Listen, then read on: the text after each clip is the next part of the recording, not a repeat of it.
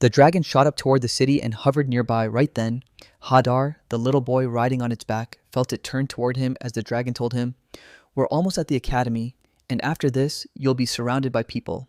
Hadar grinned and asked, "So what crazy adventures are waiting for you?" Minutes after his birth, one boy was dumped in the mountains as a sacrifice. Then the legendary ancient dragon swooped in and raised him for 12 years, and he had no clue what kind of miracles were lining up just ahead. The moment the boy steps off that mountain, darkness swallows everything, because only he carries terrifying magic, and for thousands of years, everyone's been scared. All thanks to one thing, the most powerful creature in the world, an ancient dragon. That ancient dragon was so forgotten, the world might have erased him, and all he could feel was pure terror. He couldn't believe it. He thought this was impossible. Why is he shaking from head to toe? Does fear have him in its grip? No faith, left at the bottom of the mountain. The only one waiting was a tiny child staring up at him. A massive dragon locked eyes with the little boy and instantly mistook him for a tiny human. So tell me, how does a creature this tiny manage to unleash power this monstrous? He's already clocked a full 1,000 years of life, but this is the first time anything like this has ever hit him, and with his end breathing down his neck, what the hell is going on? He let out a heavy sigh, muttered that it was just one of those ages, then grinned as if aging was the punchline, only for the question to hit right after how much time had already vanished, because his feelings were starting to fade on him. But this is no time to waste breath on nonsense. Throughout history, humans are one of the rare few who've ever stared down dragons face to face, and it's all because they master magic like nobody else. If you think dragons are just a thing, they turn out to be more numbers than legends, because with people, everything hits different. And that's where the power to perform magical manipulations really shows up. And the magical power this kid has, it's only half the total, and that already crushes the power of a normal dragon. In the future, this kid's going to crank up to higher magic, like it's destiny, and absolutely master it. With a dragon's magical power coursing through him, he'll cast human magic without a single limit, and when he's done, he's going to forge a monster nobody can forget. That thought terrified the dragon to his core, so he chose to crush the child and even told him, "Don't you ever hold a grudge against me." But the second the dragon flung those massive claws to end the child's life, the kid just broke into laughter. The dragon froze in pure shock, swearing it was laughing, and then the boy. Tiny hands and all grabbed that massive claw and started playing like it was a toy. The dragon went silent, stunned, and couldn't believe it was the kid seriously acting like he was playing with him. Then the dragon burst into loud laughter and said she finally understood next. She vowed she'd raise this child herself. Kids usually size up their parents as the real ones, especially when it comes to parenting, so if he's about to turn into a monster, he'll need allies in his corner, and anyway, this boy. These are just wild hopes and desperate thoughts, but what if magic can actually drag him back a little longer? She decided this kid would carry her future, because he's her only real hope, so she names him Hadar and puts her entire life on his shoulders. Before she even knew it, her whole year was already gone, and now Hadar was stuck in this dragon's cave, ready to start causing trouble. The dragon snapped out of his work and demanded to know if the human child was hungry and what they should feed her. Then her eyes lit up like she'd remembered something, and she slipped into her human form. She flipped from being a dragon into a regular woman, and the boy's jaw dropped in pure shock. She hauled him up, grinned, and told him the beast wasn't done turning into a human already, and she was even younger than she'd expected. Then she bared her breasts and pressed warm breast milk into his hands. Hadar dove into the drink greedily, gulp after gulp, and the woman kept staring like she'd seen his whole life. Then she snapped that he was poor, and Hadar couldn't deny it. He had to be starving by now. Just a second later, the boy yanked himself back way stronger, already like the pain had vanished. The woman grinned and asked, "Tell me, do you feel that surge of power now?" Then Hadar bolted and sprinted as fast as his legs could carry him, and the woman stared in shock, asking how in the world a child could run that fast. She leaned out of the cave and snapped her gaze toward where the boy had just bolted, then screamed, "Slow down, you were going to smash into a tree at that speed." Even that didn't stop him. Hadar slammed on the brakes right before the hit, ripped the tree out with magic, and the woman immediately charged after him, thinking he'd done it to her. She said she totally expected it all, and yeah, she wants it that way too. More time slips by, and the boy's finally grown up. Hadar is 4 now. In a quiet clearing, the woman tells him the moment has come, he no longer has to be breastfed. Hadar beams and proudly answers, "Yes." The woman winked at him and teased, asking if he was really sure he didn't want to try one last time. Hadar's face burned with embarrassment, and when he blurted that she was his mother, he snapped that, no, it wasn't needed, but now he was already itching to learn something new. And she just grinned and told him he still had a ton to do. "And what about magic?" Hadar's eyes practically sparked, and he straight up said, "Magic, right? He bolted straight up to his mom and blurted that he desperately wanted to learn how she did it.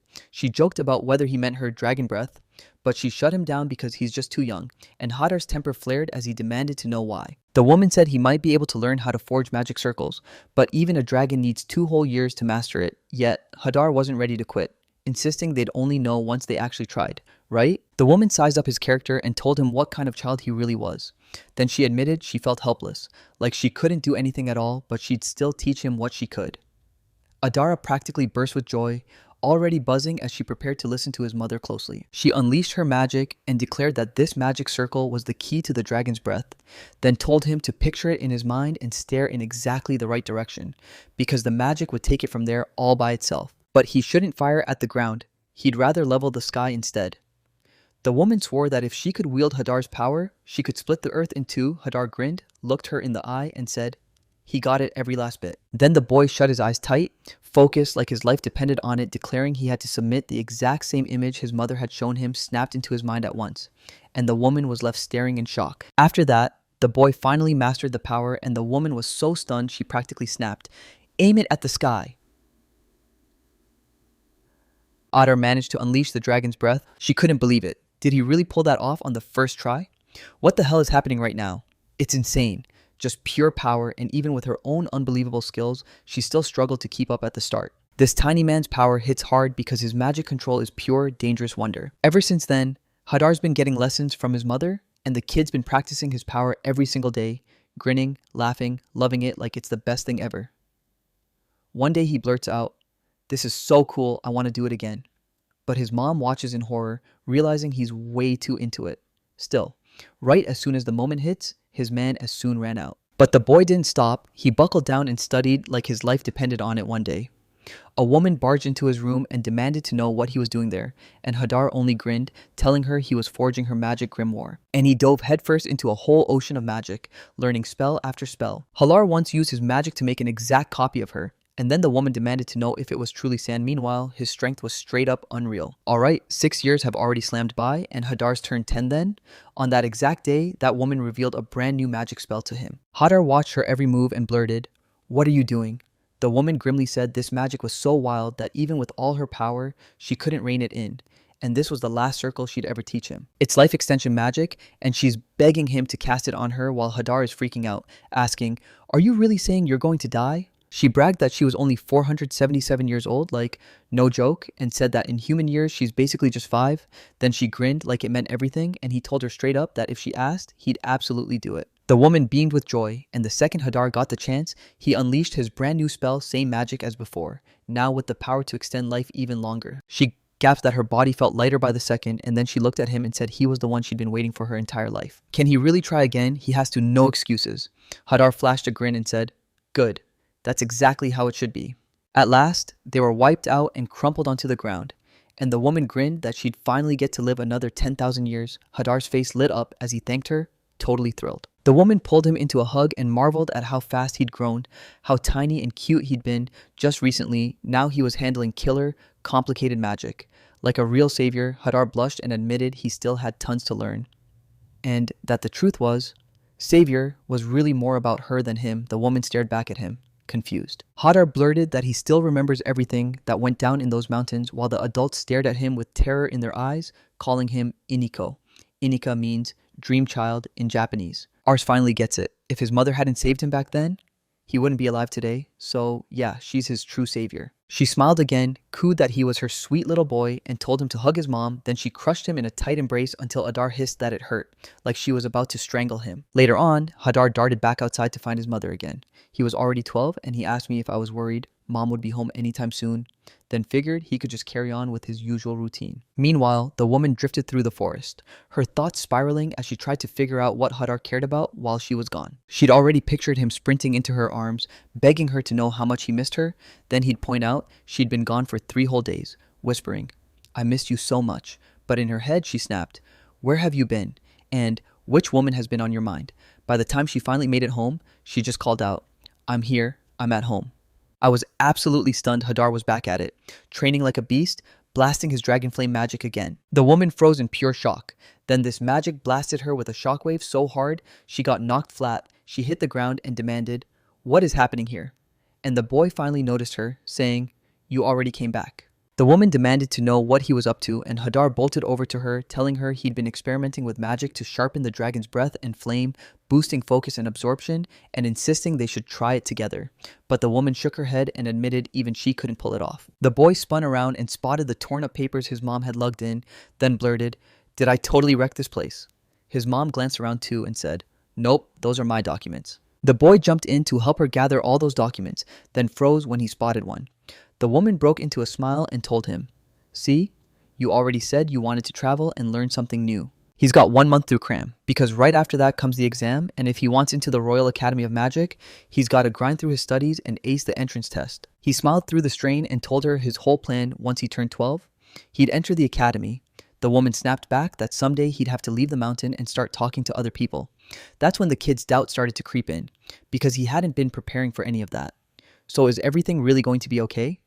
His nerves asked. His mom shut it down fast. "Don't worry. If he flunks this year, it's over. Nobody else is passing that exam, so they shoved the sample copies into his hands, just in case you need them." Hadar snatched the textbook and demanded, "How are you so sure?" Then he let out a heavy sigh and admitted, "I guess I really have no choice, so I'm going to give it everything I've got." So after that, he marched back to his room and dove straight into studying, ripping through hard questions like it was life or death. Then he tried a mock test from the textbook and his jaw dropped. He froze on the spot, convinced this was some kind of trial test stuff his mom had drilled into him from the books. And even then, some of those readings were worse than the questions he was staring at. Then he'll bounce back fast, no question. That woman's been watching him this whole time, seeing every hit he's taken and thinking he's already survived enough. Watching him smash through every obstacle is nothing short of mind-blowing. Then panic crashed into her mind, and the woman warned, "If Hadar ever steps into this academy, I won't get to watch him grow. I'll only see him when he's on vacation." Then she blew into his room, snatched the moment, and demanded he stop give her the book right now, because it's pure nonsense, so he should burn it and hit the bed already. Hadar shut her down. That was enough. "He won't hand over a thing," he said, and the woman snapped back that he'd try again later. 12 years ago, a baby left to die in the mountains was found by one of the most powerful creatures on Earth until that ancient dragon chose to become its loving parent. High above the Royal Academy of Magic Zelgios, the woman snapped back into a dragon form, screaming terror over that very academy, and once she landed back, she admitted she'd pushed herself as far as she could go. If folks spot a dragon, panic erupts. Hadar said that right after he fired off his flight magic, glided down and landed softly, and the woman warned him to stay careful. Hadar insisted he was totally fine, then sprang off his mother's back like a rocket. Moments later, he hit the ground clean and immediately started scanning the academy up close. His eyes burned bright as he snapped, This is what Royal Zelgios Academy looks like. This is where his brand new life is supposed to start, yet the moment he thinks he's ready, worry crashes back in and he blurts, "Of course, if I can just pass this exam today." He skidded to a stop at the gate and demanded to know what was going on and where it was happening. Then the real worry hit. Can he even get in here without permission? If he barges in here, trouble could explode. How is he supposed to face his mother after that? He even pictured the whole mess. Right from the moment they started chewing him out, Lee's teachers would have warned him that anyone who stomps onto their turf is a lowlife, and the academy never tolerated scoundrels like that. So yeah, the worry kept climbing. He said he'd get torn up like an ace in a hot water bottle, so tell me, where on earth is he supposed to go? Then a girl slid up behind him and asked, straight to his face, what happened? Hadar said he was hunting for the exam check-in desk, but it was nowhere to be seen, so the girl stared at him like he'd lost his mind and snapped that she wouldn't be anywhere near it. Then Hadar tilted his head, staring back at her, confused. The girl told him, "You're at the gate right now. Registration's happening at the main entrance." And Hadar fired back, "So I can come in for sure." She just asked, "Why not?" And Hadar had zero idea what to even say. But somehow, she clocked it on her own and asked if he really wasn't from around here. Did he think he was Hadar? Started trembling like crazy, and she said she figured as much. Then the boy snapped that he's from the mountain lands, and now everything here is totally new to him. The girl basically said, "All right, then take him and let me show him around the neighborhood." And Hadar's gratitude hit him hard, because that made his whole job 1,000 times easier. Right after that, they rush up to the front desk and the girl blurts out, "So we're really in first grade. Like that's what it means, right?" Hadar said their exam numbers were just one apart, and the girl grinned like fate had picked them both out.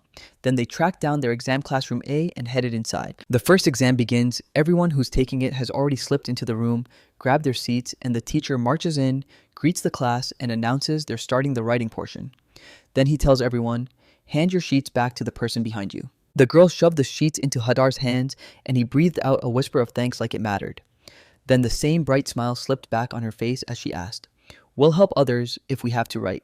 "They have to give it everything." The boy stared at her, cheeks burning with embarrassment, and blurted out, "Yes." Right after the first exam wrapped up, the teacher slammed the start of the written test into place, and the girl stood in the auditorium, staring at the door, waiting for Hadar to come out. When she finally spotted him, she blurted out, "So, how'd it go?" Hadar admitted he felt a little nervous because yeah, it makes sense, and the girl agreed, saying the air here is totally different from home, even if the questions were mostly the same as the ones they'd seen across all 6 subjects. Then the girl snapped into stillness, slammed her hand on the table, and demanded he stop right there. "You've got 2 mandatory classes and you picked 2 out of 4 electives, so the exam only takes 4 subjects. Yet, he signed up for all 6. Why would he do that? Why?" Hadar gave a nervous, sheepish grin and blurted that he was freaking out and didn't want to mess anything up, so just let it play out. Just in case the girl was still stunned, thinking he was trying to complicate his life for no reason. But really, it wasn't complicated at all. Hadar admitted he'd been overthinking again and that he'd solved everything 5 times, and the girl snapped that she just needed to double check until she realized time was slipping away. She told Hadar they had to take the sword proficiency exam right now, and Hadar stared at her with fresh worry, asking if she was really that upset. Was everything okay? Then they left the institution and rushed to the street where their second exam was set to happen. Some students already crushed the exam, and the teacher wrapped up their testing before snapping, "Next, me," and calling the next student in. Hadar blurted out, "So what's the scoring system for this exam?" And the girl shot back, "Honestly, you can't convince her nothing works the way you expect here. It's all different. They make you run a gauntlet of sword fighting fields for this exam, and the spots are chosen by his number. She still has to step into her own field, so it's only a matter of time before they clash again." Hadar gave a sharp nod and marched straight for his arena, the one where his test was supposed to begin. Right ahead of him, a guy pulled out a sword and blurted out, "Thanks in advance." And Hadar stared at that student like, "Wait, are you really carrying a sword with you?" He scanned the other students, and that sparked the thought he wasn't the only one here. Then he wondered, did everyone actually bring a sword? Because right now, he still wasn't ready himself. He has nothing with him, then the exam is about to start any second. He can't stop imagining it, the teacher scolding, "Of course you've got a sword," and the sneer that comes with it. "We don't need trash like you. Folks like you don't belong in this academy." Just then, the teacher called for the next fighter to step into the ring. Hadar crumpled to his knees, bursting with excitement, blurted, "I'm done for now." And the teacher shot back, "What's wrong with you?" Hadar said he'd forgotten his sword, and yeah, he'll let that slide. The teacher's confidence instantly wobbled. He started saying not to stress so hard, because for the exam, swords were already waiting. Let him step up to that counter and grab whoever he wants. Hadar finally cooled down and told him it was all good. Then he strode over to the rack and stared at a whole mountain of swords that had already been shattered. The boy said everyone else had already trained with their help, so I had to ask, "Are all the swords like that here?" Then he whipped back to his teacher and asked, "Can I forge my own sword?" He insisted it would meet every requirement because there wasn't a single weapon on the rack he could use to fight. The teacher froze in shock, stared him down, and said it didn't break the rule. So why would they even thank him for that? The teacher probably figured he'd slip through the rules and use it to his advantage, but if he messes up, the teacher won't have anyone to blame. Hadar grinned and said, "Since they gave me the go-ahead, I'm forging a sword so strong it'll shake the world." And right then, he explained he'd need to combine 2 crucial things to make it happen. Then he unleashed the magic he'd learned from his mother. Right then, the teacher froze in horror and snapped that it wasn't wind anymore. It was the magic of the wind. "No way this is impossible. Tell me I'm dreaming, because this can't be happening." Not long after that, Hadar forged a sword with his own hands. The teacher blinked in shock. Did he really have it in him? And then the doubt hit, was he asleep? Or was this all just imagination? Hadar hefted his sword, grinned, and declared it perfect light in the hand, brutal in its strength. The teacher looked totally stunned, like he couldn't even explain what just happened. But ready, right?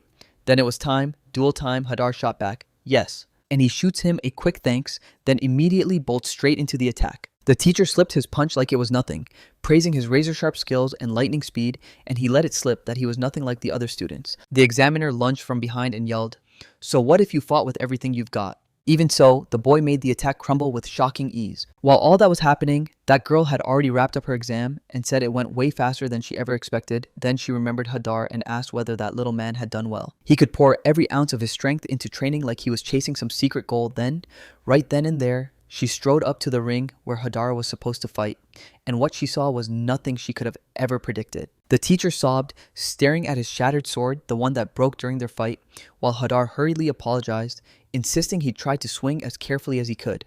The girl stood there in total shock, Convinced, the examiner looked impressed and furious all at once. She marched right up to Hadar and demanded to know what he was doing here.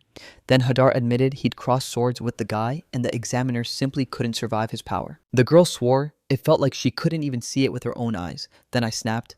Asking what was wrong with his sword, Hadar pouted and bragged that he alchemisted it right on the spot. It's just an ordinary sword, he insisted. Nothing's wrong. The girl pressed. Did you really make it yourself? Can I see it? Hadar thrust his sword into her hands and said, with total certainty, of course. But she couldn't even grip it. She gasped about how insanely heavy the sword was, and then she crumpled right there after it hit the ground. Harad didn't bat an eye and just said, of course. The girl muttered that it was an incredibly heavy blade, so what did he even forge it out of? Hadar effortlessly snatched the sword, then grinned and said he'd forged it himself from an orichalcum and adamant alloy. The girl froze, unable to even get a word out. Hadar bragged that with alchemical transmutation, he'd forged a compound of pure air, the strongest mashup of elements in theory, and she didn't even try to follow it. Just snapped. I don't get a single word. Does he really have to study that stuff at this academy? Imai. Right then, the examiner snapped back to his senses and blurted it out. Wait, what was this guy even thinking about? A sword forged from the hardest, purest metals imaginable. So yeah, he forged it with shocking ease, and even a master craftsman's blade couldn't withstand it. His own sword snapped, and rage hit him hard. He demanded answers like, how does a sword even break another sword? Hadar leaned in and said, look, adamant's specific gravity is around 15, so that's about 300 grams, which means it's roughly 15 times heavier than gold. Then the examiner snapped back. If that's true, what would the sword weigh? Hadar had already tried to figure it all out in his head and blurted, what about 65 kilograms, right? Then the examiner, with that girl, backed away from him and snapped at him to stop waving it around like that, because he'd start chopping heads next if he kept it up. The examiner finally said, okay, and he passed. Now he's probably gearing up for the next exam. Adara looked a little embarrassed and blurted, no, we need a rematch if it's possible. But the examiner shut it down hard, refusing to allow a repeat match, saying he didn't have time for excuses. Adara just didn't get the chance. So get out of here, he ordered. Then lunch finally hit, and Hadar hooked up with that girl. She told him, wide-eyed, that the Royal Academy of Magic Fowl was real, like she couldn't wrap her head around it, because he was standing right where she'd always dreamed of being. Is this actually happening, or am I dreaming? The girl swore that the Historical Academy has the best teachers around and that its graduates smash it in both science and society. If only she'd pulled it off back then, but can she still chase her dream and make it happen? But Hadara didn't seem to hear her at all. He was still reeling from what happened on the second exam. The girl insisted, it's all good. Honestly, he's the only one who could take down the examiner himself. So yeah, that's pretty awesome. Hadar nodded and said, I know, but then he added, this isn't some game where you just win and call it a day. How could they kick him out after all that? He swallowed his pride. He couldn't let his reputation get stained. He just knew the next result would be disastrous. The girl stood by him and flashed a reassuring smile. It's fine. Next time, you'll nail it for sure. Hadar grabbed a sandwich for a quick snack, then asked if the next exam would be about magic, right? The girl nodded, and they laid out that there were 2 different ways they test everyone. Hadar said that landing a hit isn't just a move, it's a test of whether you can attack with magic by creating objects, and the girl snapped back. Yup, that's exactly what happened. She's sure she can clear the attack magic test herself, so she grinds even harder than ever. Hadar, though, says he should take a shot at the creative stage, even if he's no natural when it comes to crafting magical attributes. And then the girl remembers the sword he already made, and she nods like, yeah, that's right. Hadar doesn't seem to care much about extra points for creativity, right? Still, he said he wouldn't waste this ordeal and would go all in. The girl asked, are you really sure? Hadar blinked at her in shock, then shot back. Why are you asking that?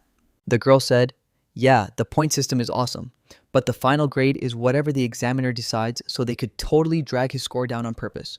Hadar didn't flinch at that at all. He just said he still believes he's making the right call and he needs to seize this chance. The girl didn't push back either, since he'd already made up his mind. She wouldn't argue. Just don't go too overboard, okay? Hadar snapped, shutting tight, insisting everything would change right here. This is where they'll split for a while, and the girl admitted she still didn't know his name. Cecilia's name was Cecilia, and she couldn't stop smiling, because hanging out with him was pure joy. The boy stepped up, introduced himself as Hadar, and straight up thanked her for saving him. Cecilia said she was really hoping we'd still be in first grade, and Hadar fired back about the classmates like, for real. Does she actually think we'll pass this exam? I dug deep, let out a heavy sigh, and muttered that his terrible, negative attitude was back again. Then, right after that, Their third exam kicked off, and this time, the examiner had already herded everyone into the classroom and announced a magic test. The room was built for crafting magical items, and somehow, a few familiar faces showed up again this year, so what was going on? But he was desperate to see even more applicants, so he lined up all kinds of buns, aka points for them. Then just sat there, wondering what he was really trying to pull. Hadar stared at the examiner in shock and thought, wait, so those extra points aren't rewards? They're bait. To get people to notice, right? Or what's the angle? The examiner snapped back to himself and told them to let the applicants explain every last detail of the exam. They've got just 1 hour, so right now, with those magic stones sitting right in front of them, they need to craft a magic item before time runs out. That's the whole assignment. At the end of class, they can hunt up extra materials, so don't hold back. Grab what you can and use it. Hadar zoned in, convinced these stones weren't weak, they were just workable, so he wondered, what if he forged the ultimate magic item with this stone, not only chasing the top score, but racking up extra points too. Fixing what went wrong on that fencing exam is going to be brutal, but there's still a shot, and he's fully convinced he'll pull it off because once that's done, his fun school life is finally about to kick into gear. It's going to pass then, right on cue. The examiner shouted that the exam was officially starting. The very next day in the staff room, the teacher who kicked off the fencing exam grilled the girl. Was she sure it was definitely him? The girl didn't blink. She swore she remembered his face clearly, and right then, 2 teachers were already trading theories about Hadar. He told her that on the written test where you only need 65 to pass, he somehow grabbed the top score in all 4 subjects, then went and picked up 2 extra subjects he didn't even have to take, and still scored first again. And she added this about the fencing exam. He forged an alchemy sword from orichalcum and adamas alloy like it was conjured from nothing, then swung it and brandished it in just one hand. So is he really human for sure? Just then, the examiner from the last test burst into the staff room and ordered them to listen to him. Both of them right there, right then. He showed up with a subject the students had made during the exam and claimed it was created by one of the candidates from yesterday's test. A doomsday device that can control gravity, right? It's wild to even think about, isn't it? He'd always figured this would stay theory forever. Then the other 2 examiners stared at it and went, no way, this is totally that kid's work. That guy from the last exam said he'd slap this kid with extra creative points. No question then, the fencing examiner promised at least 10,000 points. So he'll be a special candidate, right? And for the very first time since the academy was founded, one of the applicants walked in with the top scores in everything. Thanks to results so insane, Hadar cleared every single exam perfectly. He doesn't have a clue about any of it yet until the whole exam mess sends him spiraling with pointless worries. And yeah, that's a story for later. After the test, he trudged back to his mother and started freaking out over the results. He slammed himself into his room, demanding, why did you send me here in the first place?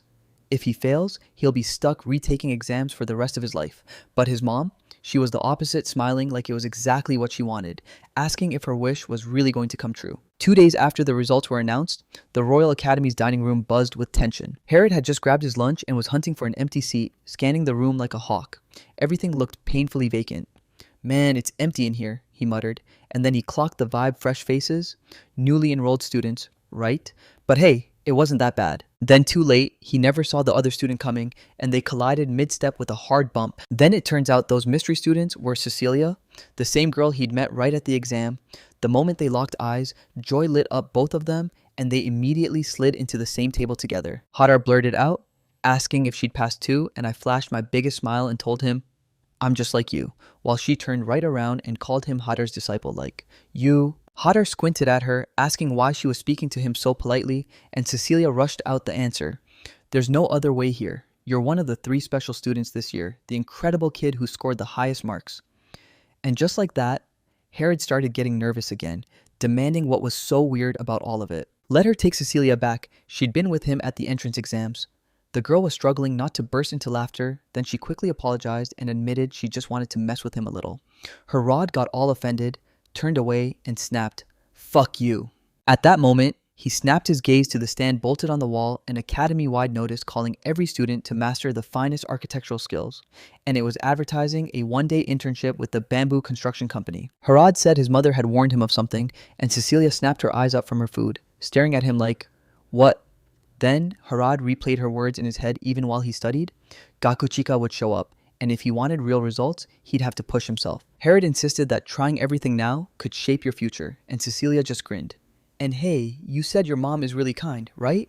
Before Herod snapped back, of course. Cecilia's got ice-cold confidence, she's the absolute best in the whole world, and when he finally asked, she didn't hesitate. She said yes and understood every word he meant. The girl assumed he meant his parents were the greatest of all, but the truth hit hard. He clearly adored his mother more than anyone. Harad still couldn't wrap his head around working in an office. Then Cecilia pointed him right back to the same booth and asked, "So what do we do to apply?" The second her words hit, Harad shot out of his seat like, "That's it."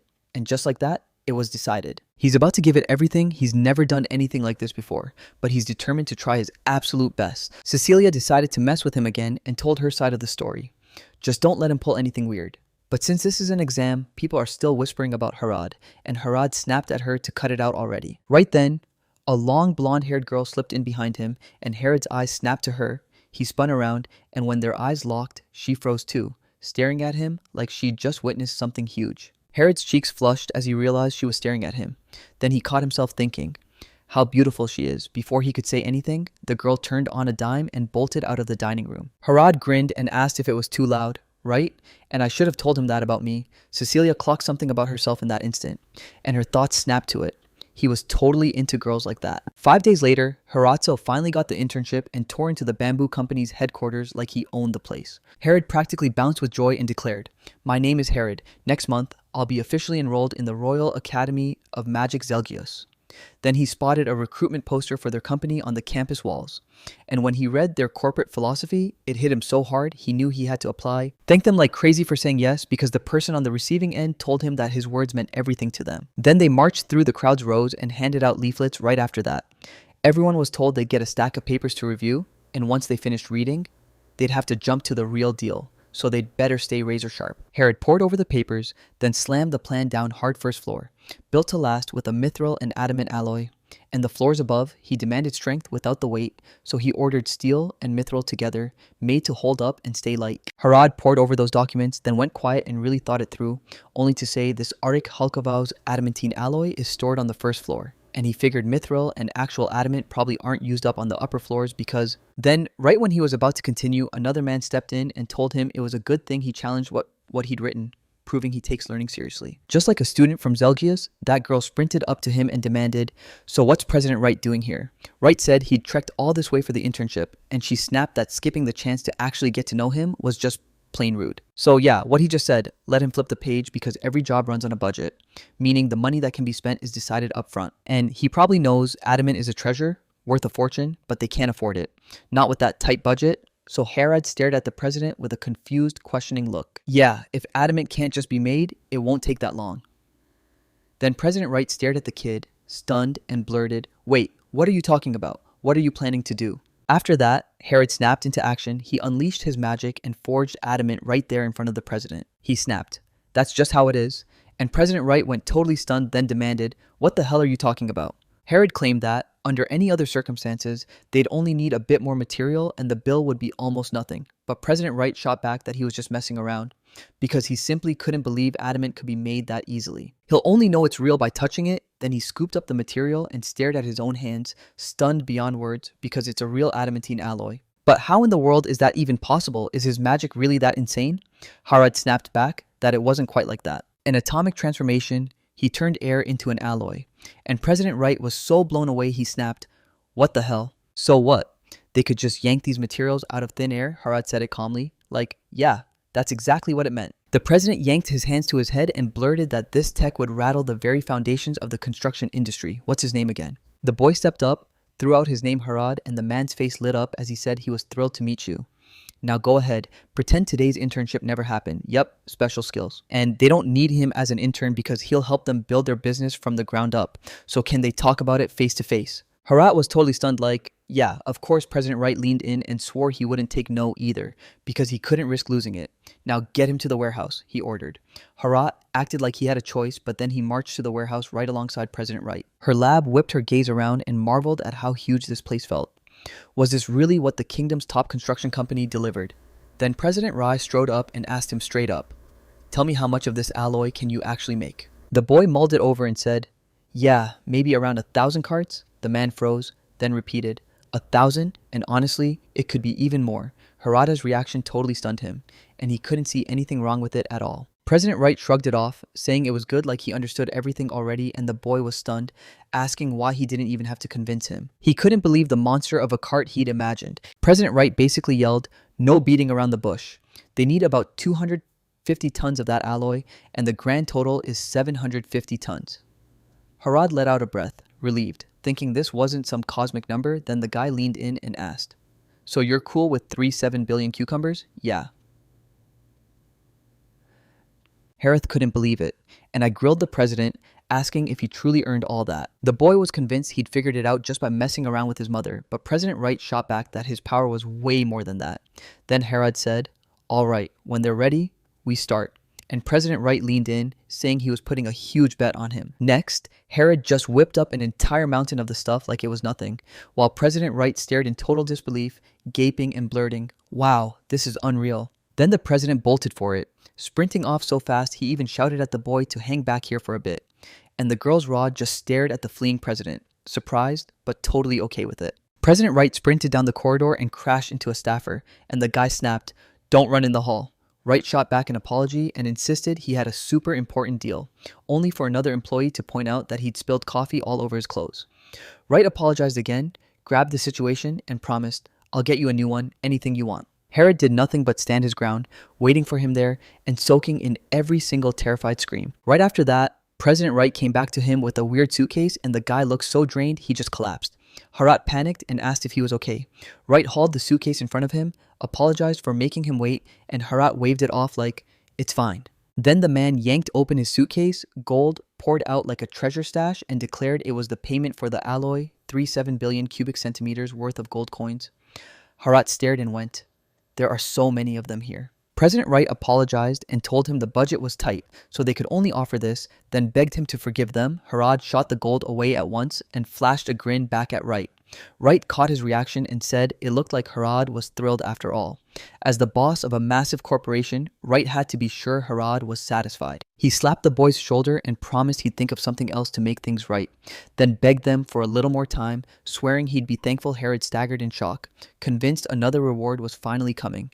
And when he spoke to the president, he admitted it must be brutal to carry the weight of that job. The president leaned in and told him, "The bigger your company, the higher your paycheck, and the heavier the stress."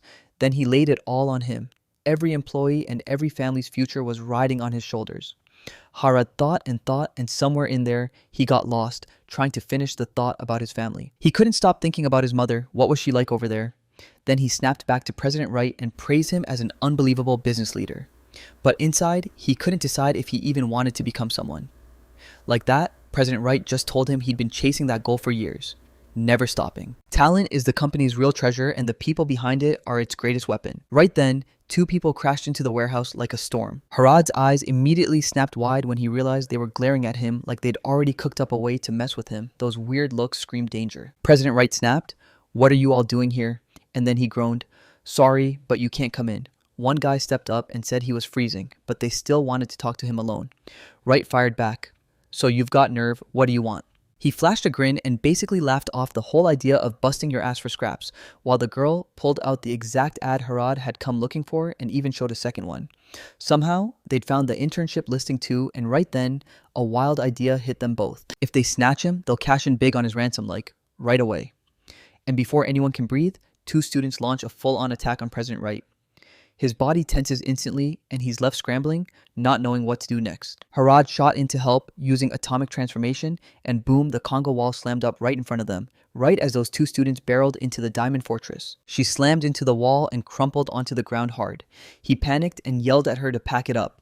Harad tried to explain, saying it was way too hard for him to talk because he didn't even hit the wall. Then the boy himself smashed through the last wall in his heart and admitted that President Wright always listens closely and treats his colleagues with real kindness. He truly, sincerely respects him. Even adamant can't hold a candle to what the president hands out to his staff. Yeah, he was already geared up to clash with his enemies, and that was his edge the moment he said it.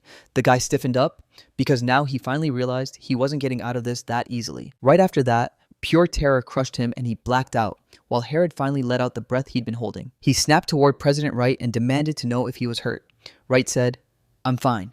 Thank you," he replied. He stared at that kid like, "Oh, so you're more than just alchemy, because his fighting skills are absolutely next level, so what else are you hiding from me?" Right then, the staff finally burst in to help, cracking the warehouse doors and shouting that the security team had arrived. What the heck is that noise? President Wright just waved it off, saying it was a tiny hiccup and to let everyone keep thinking this kid already did his job. A whole month slid by, and somehow Harad and Cecilia were still thrown into first grade. On the first day of class, the teacher showed up with a warm greeting and told them all how proud he was to see them enrolled.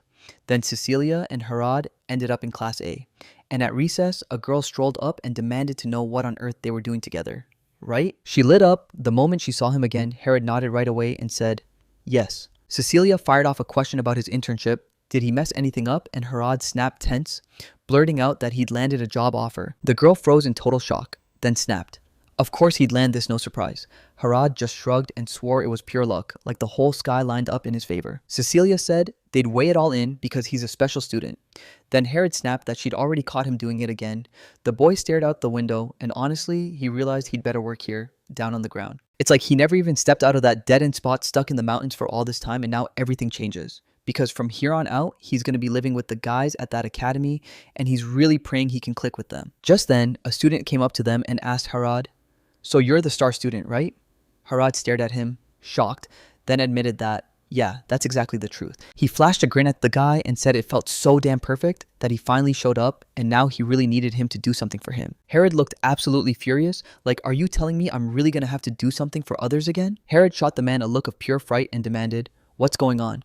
But the arrogant idiot kept talking like nothing mattered. Then he swung that massive hand out, and Harad immediately slapped both hands over his face because he figured the beating was coming right now. Then that guy softly took his hands and promised, I want you to make those adamant dumbbells. And the instant he spoke, his tone turned warm and his eyes lit up like they were glowing. Harad stared at the student like, what are you talking about, dumbbells or what? And the guy just nodded, yeah, that. Then he pulled out 2 dumbbells from somewhere, started lifting, and said he didn't fall apart. He stayed in shape all the time. Harad watched every move, thinking, so he's carrying these with him nonstop or what? Harad watched the guy rage on, complaining that his dumbbells had suddenly gone way too light and that his workouts lacked real strength work. Then he kept whipping the dumbbells around in every direction while Harad tried to back off fast, terrified he'd get clocked by one of those heavy swings. He quit what he was doing, slammed the dumbbells onto the table and said, I've seen it once. I watched him forge a sword out of adamantine and then beat the examiner himself. It was legendary. He babbled with wild excitement, like he'd already joined Harada's fan club. Harada hated that energy and snapped, so now you're a legend too. The second Cecilia heard about the sword, she jumped into the conversation and fired off the same excited question, did he really see it all go down himself? Right? Harad nearly froze, totally thrown off by this unexpected side of his new friend. The girl finally started talking to that guy like Harad didn't even exist, and Cecilia snapped that she was insanely jealous. Could he spill all the details to her? She sighed that she hated not seeing it firsthand, but the guy just grinned and said, no problem, while Harad muttered that maybe they'd already had enough. Then the guy snapped his gaze back to Harad and demanded, so what about the dumbbells? Because he wasn't about to let them work for him for free. And he'll pay him for every bit of help, no question. Harad doesn't buy it for a second. He's convinced it's a conspiracy. Then Cecilia leans in and asks if he really thinks she can't do it. She promises she'll personally oversee the whole thing, step by step. So Harad snaps back. Why is she teaming up with him at all? But the boy saw no reason to turn him down, so he agreed that's how it should be.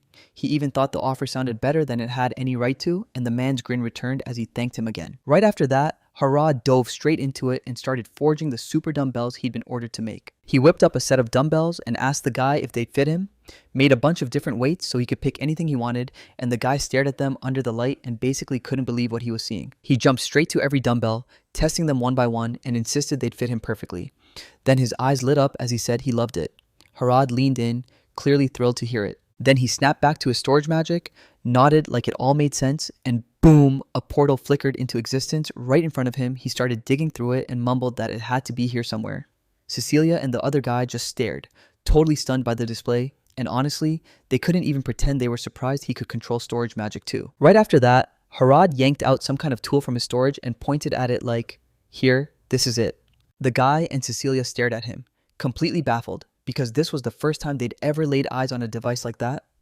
The guy blurted, what is it? Meanwhile, Harad was already tinkering with something on the spot, muttering that he'd figure it out himself now. Then every single dumbbell and even the people holding them got yanked straight into the air, and Cecilia's face went pale with pure disbelief as she blurted out, this can't be happening. This is the one. Harad grinned and blurted, yes, it's a gravity manipulator and it hits harder than once. And he can toss it right into his dumbbells as a free bonus. The guy immediately snapped that he didn't think you could get stuff like that for nothing. Right then, the teacher barged into the office and ordered them all to take their places. The three students went rigid the second the new teacher stepped into the office, staring him down, still stuck in the pull of that gravitational manipulator. CL, the homeroom teacher, said, "I know it's your first day, so you're freaking out, but breathe, calm down, and take your seats." And right after that, Herod, Cecilia, and that other guy shot back with immediate apologies, swearing they were really, truly sorry. Right after Herod shook hands with Professor Seal, he and the rest of the class started trading introductions, and Herod, along with his new friends, had already introduced himself and slid right back into his seat. Just then, Professor Chiel pointed to the blackboard and called the next student up to introduce himself. She shot up from her seat and insisted she was fine, and the guy clocked her beauty right away.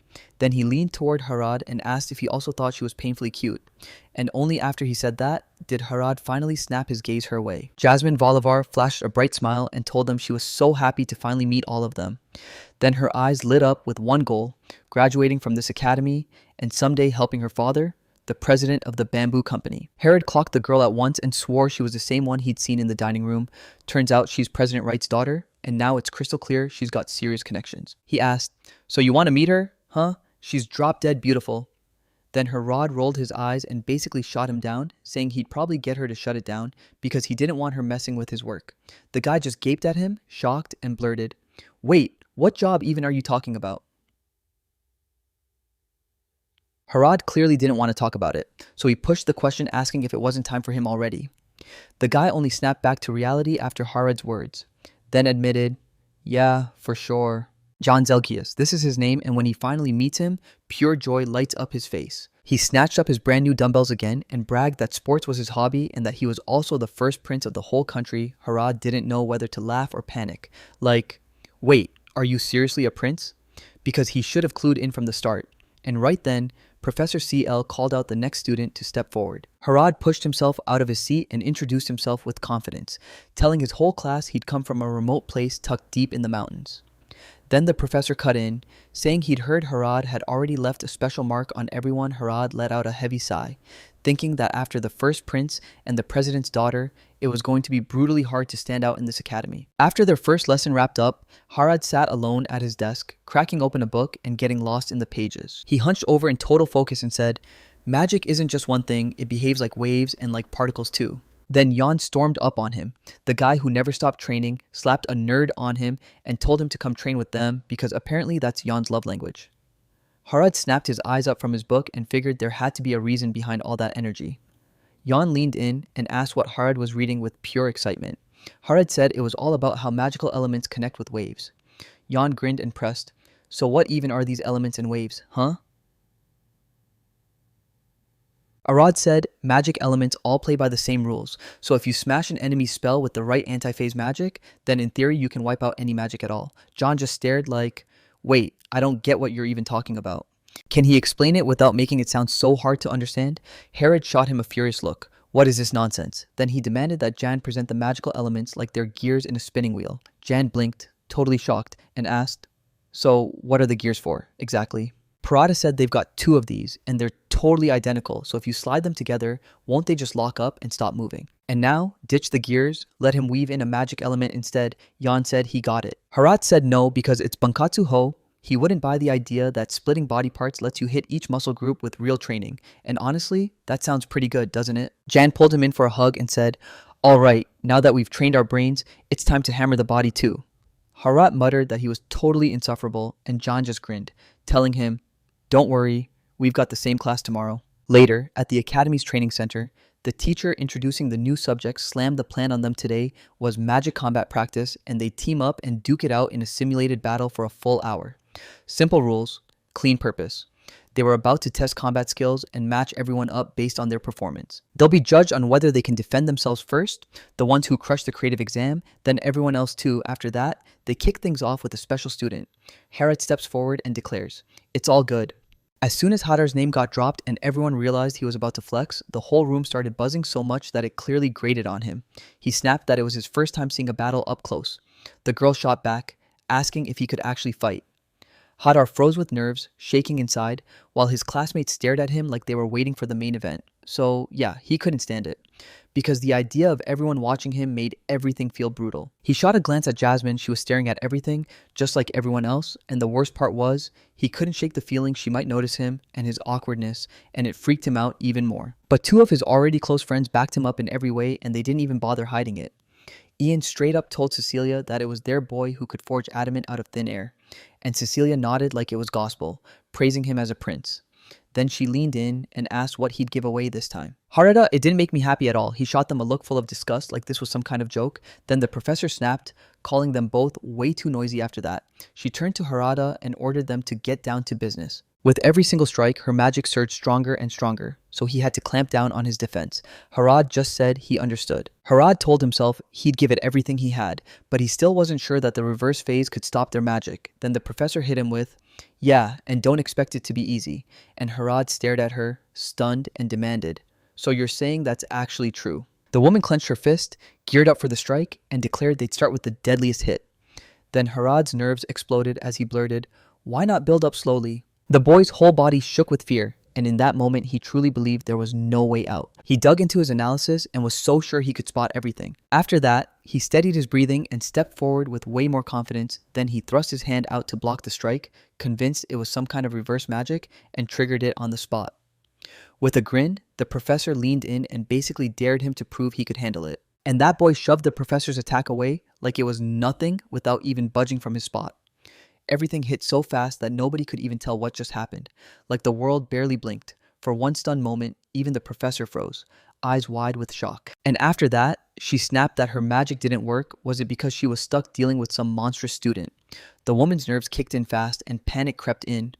Harad felt slighted by it, like it couldn't believe he'd think it was monstrous, right? Or had he really just made that up in his head? Still, despite everything, he felt smug and thought, at least my theory is right. Then he couldn't resist checking what the lesson book said.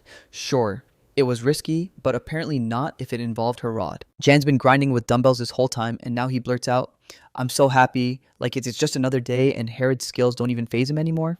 Cecilia nods right along, saying, "Yeah, I agree." Then it hits, he's done something again. Jasmine stammered, totally blown away like, "It's impossible, it's that incredible." Then the girl's eyes widened, because for her, it was her first real glimpse of the truth, but John didn't even flinch. With the same calm smile, he kept training and told her she was right.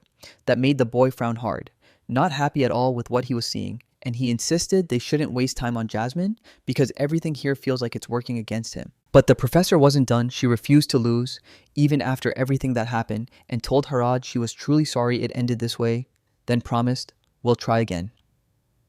Harad wasn't prepared for that at all, and the moment the words hit, she already wanted to cut in and tell her something. He was so rattled with nerves that his thoughts scattered, yet he still insisted he could do it again. Then the woman yanked the words out of his mouth, barely explained the thing, and launched straight into an attack. But even with pure nerves shaking his bones, he slammed the professor's attack back again. Same exact thing as the first attempt. It was like that woman's magic couldn't touch her rod at all.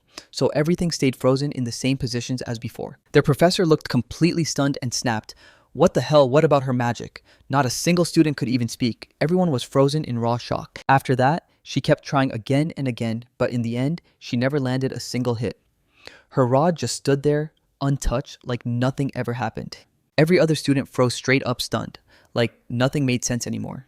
Harad spotted his teacher's reaction, bolted up to the professor, and was about to say something, but she cut him off, snapping that he was useless when he was literally her homeroom teacher. She wiped her tears and snapped that she was resigning today then. With Harad refusing to let any of this go his way, he still shoved her out and forced it through. All the other students went wide-eyed at his words, sure he'd pushed her to tears, then every single one of them just froze in place. Harad was stunned because he never wanted this. He snapped to the professor that they didn't need to quit so fast, but the woman fired back that it wasn't that simple. What was the point of learning from someone who couldn't even handle magic? Harad insisted that wasn't the point at all. He only jumped in and messed with the activation of the magic, nothing more. And she's still right there? The professor gawked at him, completely stunned. Now anger slammed into her, and she snapped that his audacity was unforgivable. Harad froze, felt even more awkward, and rushed to apologize. The professor marched up to him and started ripping into him, then demanded, "What did I say that triggered the activation? How did it even happen?" Herod was trembling so hard under her pressure that he blurted out he'd read about it in a book and figured he'd just test it. The woman nodded and told him to go ahead and try it. After that, she finally steadied herself and snapped, "So you're saying you interfered with magic circles?" Then she stared him down and asked, "How on earth did you learn that at your age?" And finished with, "No more. Don't let him use it again. Got it." Wait, doesn't messing with interfering magic take forever to learn? Maybe he could start with a steam cocoon spell. Something that won't hurt anyone but Harad just snapped his head no and said he wasn't built that way. He'd already learned to use magic in a totally different way, so the woman stared at him, confused at first, then hooked, like she couldn't look away. Herod told everyone it wasn't even that hard. He just killed the magic by hiding it in an element out of sync with it, neutralizing it the moment it was sealed away. Magic hits hard, but not in the way you'd expect. This is a basic pain technique. Then the woman snaps him back into focus, starts yelling again, and demands to know what he thinks he's talking about.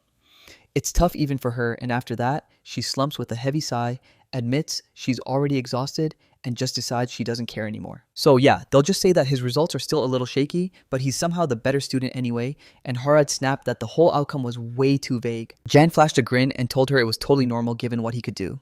Cecilia smiled right back and shrugged like, "So what? Big deal, right?" Herod snapped at them for the first time, basically asking, "Are you guys even having fun?"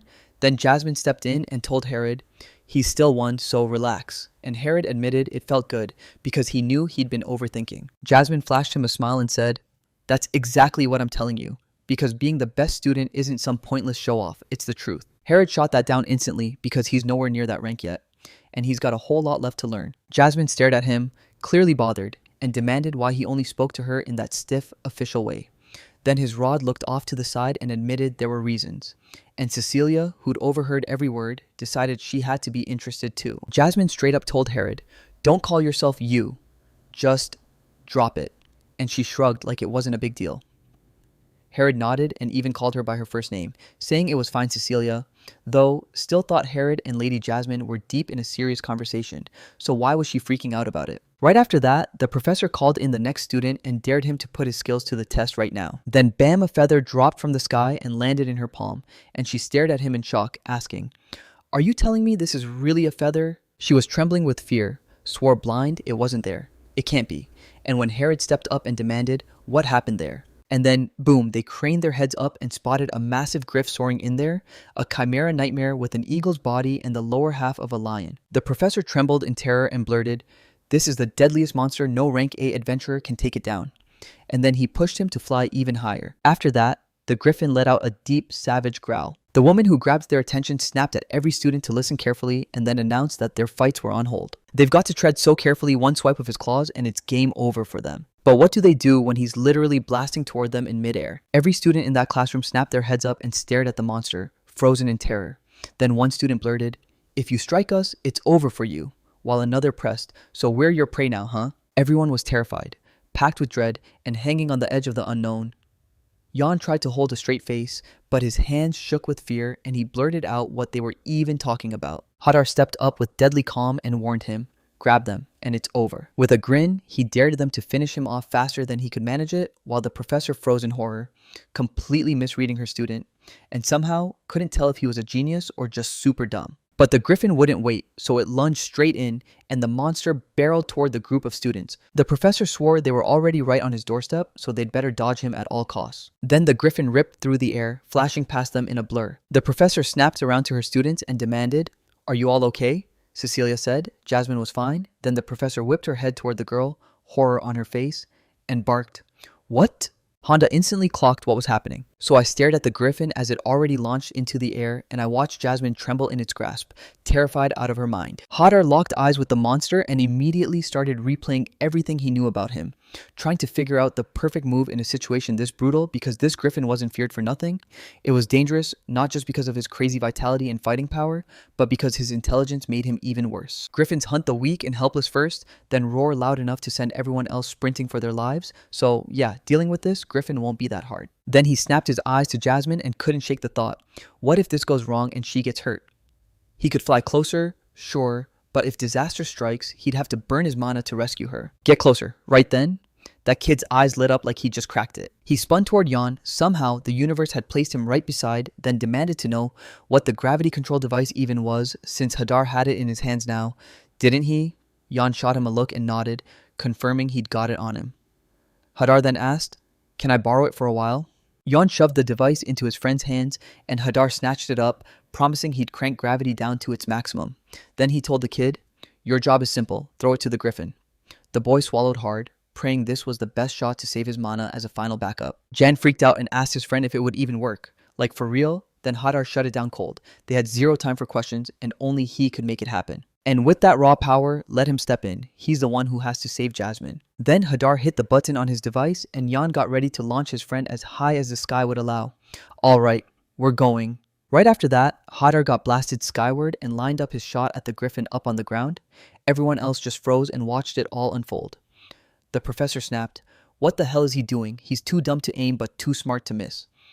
Hadar was already close enough to strike, and from that angle, he figured there's no way he'd hit Jasmine. Then he snapped his spell into place and commanded the magic to pierce him. The boy unleashed Dragon Flame taught by his mother and nailed the exact target with it. The griffin flinched, and Jasmine felt every jolt as he still had her right in his paws. The girl whipped her head around, confused, and asked what the heck was happening. Then she noticed the griffin's grip slipping fast. Jasmine froze, and in the very next second, she tumbled out of the giant griffin's clutches and dropped straight down. The girl had already figured her story was over, but at the very last second, Hadar burst in, caught her before she hit the ground, and flashed a smile to ask if she was hurt. She froze in shock, like she never imagined Hadar would show up here, especially since he'd been near the griffin just recently and somehow he'd already managed to grab her the moment she went down. Jasmine fired a question at him. "How in the world did he end up here from above?" Hadar said. John dropped him off, then he grinned and told her to use the magic of flight so they could land soft. "Now hold on tight." Jasmine stared at him in total shock, then demanded, "Wait, are you really human?" Right when they were about to climb back up to their own land, a griffin shot from the sky again, ready to tear into them because it was still alive and fully ready to fight. Hadar stayed cool through all of it, like none of this was even touching him, and told Griffin, "You're too gentle with me." "Sure. This griffin's hurt, but he can still fight." So Jasmine shut her eyes and asked, "He'll be gentle, right?" Hadar tapped into his magic once more and declared it was finally time to end that griffin for good. Then he unleashed his magic rapid-fire dragon flame, blasting scorching flames non-stop. The griffin got hammered over and over by that magic, and there was no way it was walking away after that fully crushed. It was done for, and the rest of the students finally got a breath of safety. Jasmine fixed her eyes on the griffin as it started dropping, and she blurted, "This is unreal." Herod grinned and said he was just relieved he made it in time. He stared at the girl and warned her, if anything happened, he'd never be able to meet her father's eyes again. Jasmine froze, mortified by the way he'd said it, and then, just like that, they were back on Earth. The bird R and Jasmine dropped down right beside the griffin's body, and the whole crowd surged toward them without a second to waste. The professor bolted ahead of everyone and grilled her students about what they were like. Hadar snapped back that they were fine, Jasmine nodded and swore nothing like that had ever happened to them.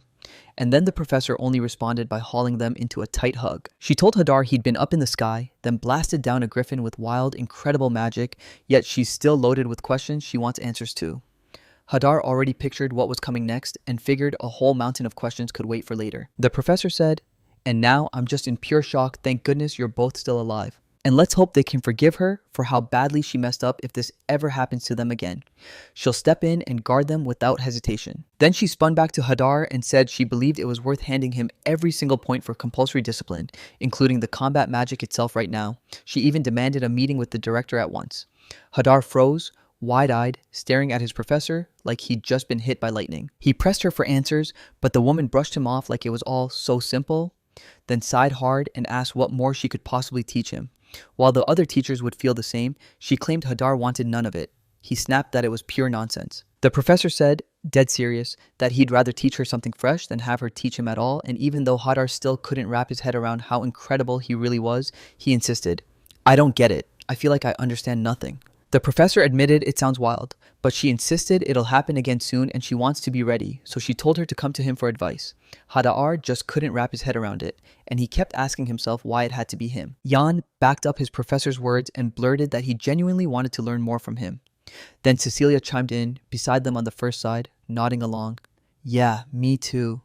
Hadar just stared at them, totally stunned, and snapped, "Are you two mocking me? And honestly, even Yan couldn't figure out when he and Cecilia had somehow gone and become friends." The professor had already faced every student who showed up, promising she'd handle the fallout from this attack, then told them to finally rest. And right up until the next lesson, Hadar decided it was time to clean this whole area out. The boy looked totally stranded, and you could tell he was mortified by everything that just went down. Right then, Jasmine rushed up to him, thanking him for saving her and calling him her real savior, so Hadar's face went red with embarrassment as he blurted that he wasn't worth that kind of praise. Jasmine told him she didn't know how to thank him, because the only thing she could do was say it out loud. Hadar didn't fight it at all.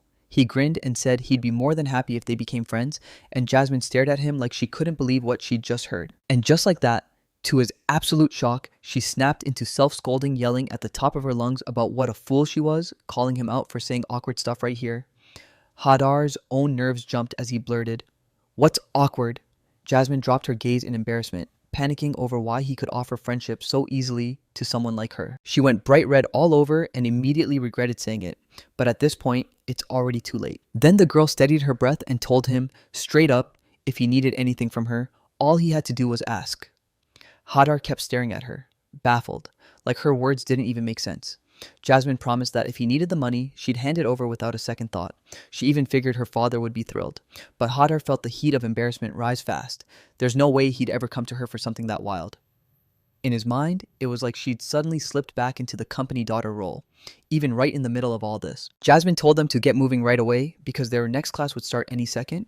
Then she grabbed his hand and started dragging him along, and Hadar snapped, "Don't pull me like that." Right after that, the whole class piled back into the classroom and the next professor was already waiting. Everyone slid into their seats, eyes locked on him, ready to listen. The professor immediately said he'd heard every detail from Professor CL.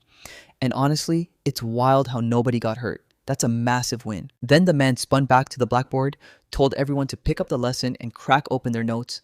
And Hadar just blinked. He couldn't believe the professor stayed so freaking calm, like nothing had happened. The professor snapped chalk across the blackboard, drew a blazing magic circle, and declared today's lesson would be all about alchemy. Then everyone hurled themselves into creating a crystal at the exact same time, using the circle from their textbook while they carefully poured sand over it, 1 grain at a time. As the professor laid out the assignment, Hadar was already done. He burst in saying, "It's all ready," and Cecilia and Jasmine just froze, staring at him like, "How did you move that fast?" Jasmine even snapped at him and warned him not to sprint in front of the locomotive. Then Hadar shot back, "What are you talking about?" Jasmine snapped her focus to Jan, and even in the middle of all this, he kept training, so she asked why he'd bother at a moment like that. Jan only answered calmly, then went right back to practicing. His drawing was bad. He couldn't even draw a proper circle, ordinary or magical. It didn't matter. Jasmina spun towards Cecilia, then glanced at Hadar and blurted that they'd just gotten a special student on the first side. Then she snapped her eyes to Ian and said it because on the other side, there's this prince who lives for training. She stared at the girl and asked, "What feels so hard for you with these two, huh?" Cecilia smiled and said she truly appreciated her kindness. When Cecilia heard those words, tears burst out of her, and she said she was just relieved she finally understood at least one thing. Jasmine pushed them to team up, right? But our frowned, convinced their union was already dragging him into stress and fear. Ian didn't even look up. He just kept training like nothing was happening. Jasmine couldn't take it anymore and snapped at them, warning them to get to work already. That very same night, right after every class ended, the school threw a massive banquet for the students, and Hadar and Jan couldn't stop grinning, soaking up every single moment. They shot a glance at every single table stuffed to the brim with mouth-watering dishes, and they couldn't stop themselves from blurting out how insanely delicious it all looked. At the head of the table, they stared straight at the griffin's head. Hadar crushed in class, and Hadar's face twisted with annoyance as he demanded, "What is this, and why is it even here?" With that massive brute staring him down, eating felt downright impossible. Did he misjudge the situation? But Jan didn't even flinch. He dug into an entire mountain of meat and grinned like, "This is my protein paradise." Then his teacher marched up to Hadar and practically gasped, saying she never in a million years thought she'd see Griffin show up on the menu for the welcome celebration. Hadar stiffened up and demanded to know what bothered her. She shrugged and said nothing. Only, turns out, it's treated like a luxury delicacy and it's so rare you almost never see it, let alone find a single one. But can she really savor this meat without lifting a finger? Jan said. Of course. I mean, how could something this delicious just vanish? The woman replied that since the prince himself ordered her to, she's sure she has no choice at all. Hadar marched up to Jan and thanked him for helping out today, saying he'd nailed it right on target, and Jan just grinned back. "You're welcome." And now, what's he going to do next? Hadar stared at him, dead serious. Yana just smirked and warned him not to embarrass himself because this is all about Jasmine. Jan inched closer and, almost in a whisper, told him he chose to throw himself into danger just to help her. Right? Hadar stared blankly, totally lost and snapped back that it wasn't like that at all. He just didn't want to disappoint. Then Jasmine showed up right in front of her, shooting, "Is something really wrong with me?" while Hadar stood there, blindsided because he definitely didn't expect to see her here right now, and it completely shocked him. When Jasmine Wu caught their faces, she snapped, asking if they were truly serious about her Zingar shot back that it wasn't like that at all. But Jasmine clearly didn't buy it and pressed him again, demanding he was sure. Yon said that, and honestly, he's right. Ever since they met Hadar, the guy keeps shocking them nonstop. Jasmine nodded along like, yeah, he's the real deal, because every time you turn around, there's some miracle coming out of him. Hadar snapped that it wasn't his place to explain any miracle, and Jasmine and Ian stared at him, baffled. Then Hadar admitted that before he ever reached this academy, he'd been living up in the mountains with his mother. He didn't want to leave her behind, but once he enrolled, he clicked with great friends fast, and every day he spent with them felt nonstop and intense. This feels less like magic and more like a straight up miracle, so thank you so much for being his friend. Kasman and Ian were totally lost after he dropped those words. Hadar clocked their weird reaction and demanded, "What's going on with you?" Ian's face burned with embarrassment as he looked away and blurted that he was basically nothing, and of course he kept saying stuff like that, right in front of them. Meanwhile, Hadar just shrugged, seeing nothing wrong with it at all. Jasmine looked just as baffled and snapped at him. "Think about what you're saying." Now Hadar suddenly felt sick to his stomach, wondering if he'd blurted something out again. Young snapped toward Jasmine and pointed out her pink cheeks. "It's Har's fault, right?" Jasmine shot back. "What is he even implying?" Then Jan closed in and leaned beside her, ready to whisper something straight into her ear. That hit Jasmine like a slap to the face. She blushed hard, snapped, and called him a total jerk. Hadar panicked and blurted, "What did you just say?" Jasmine snapped at Yang and reminded him, "He's still the prince of this country, so why can't he show a little grace?" Jan chimed in, saying, "When you truly fall in love, the whole world shifts around you." Jasmine shrugged it off, none of his concern. Then Hadar stepped in, trying to cool the heat, and told both of them to calm down already. Jasmine already snapped at him, fired off a question, what did he even think, and who's behind all this chaos? Hadar spun around, totally lost, and looked to Cecilia for help. Then it finally hit him. Cecilia wasn't with them at all. He spun around and shouted, "Where's Cecilia?" He hadn't seen her in ages, so where the heck did she vanish to? While Cecilia hovered right near that hall, brutal headaches slammed into her so hard it looked like she couldn't breathe. She yanked her own head back like it was splitting in two, grimacing as the pain screamed louder than anything. After class, Hadar lingered in the classroom, staying late to train one-on-one with a professor, until he finally locked eyes with her and demanded, was she really worried about what comes next? She let out a heavy sigh and snapped that his sarcasm was totally pointless. Here she wasn't taking any more of it. Hadar then said he needed to talk about something, and the look on his face screamed that he was terrified. He admitted he didn't even know what he wanted his future to look like. Jasmine and Yang decided this a long time ago, but Yang's still a little on edge. Then the professor tells him these two are basically the rare exception and that he can become whatever he wants, and if he needs a clear answer so badly, then she's... After that, the woman stared for a moment, then told him to test the routes in every direction first, then pick the one that hits the hardest for him, and yeah, she already had an offer lined up. Soon, on his teacher's urging, he rushed to a meeting where other students were already waiting. Then the girl broke the news. Some would train in potion-related order management, others would dive into potion-related tasks, and there were also classes focused on treating mild cases. And yes, everyone got to choose what suited them. Right now, this practice is only for people who've already mastered healing magic. Harad was totally hooked, and he immediately said he wanted to try it. Then he finally spotted Cecilia, and his shock hit like lightning, because not only was she here by surprise, she looked just as stunned as he was. Cecilia snapped, "What are you doing here?"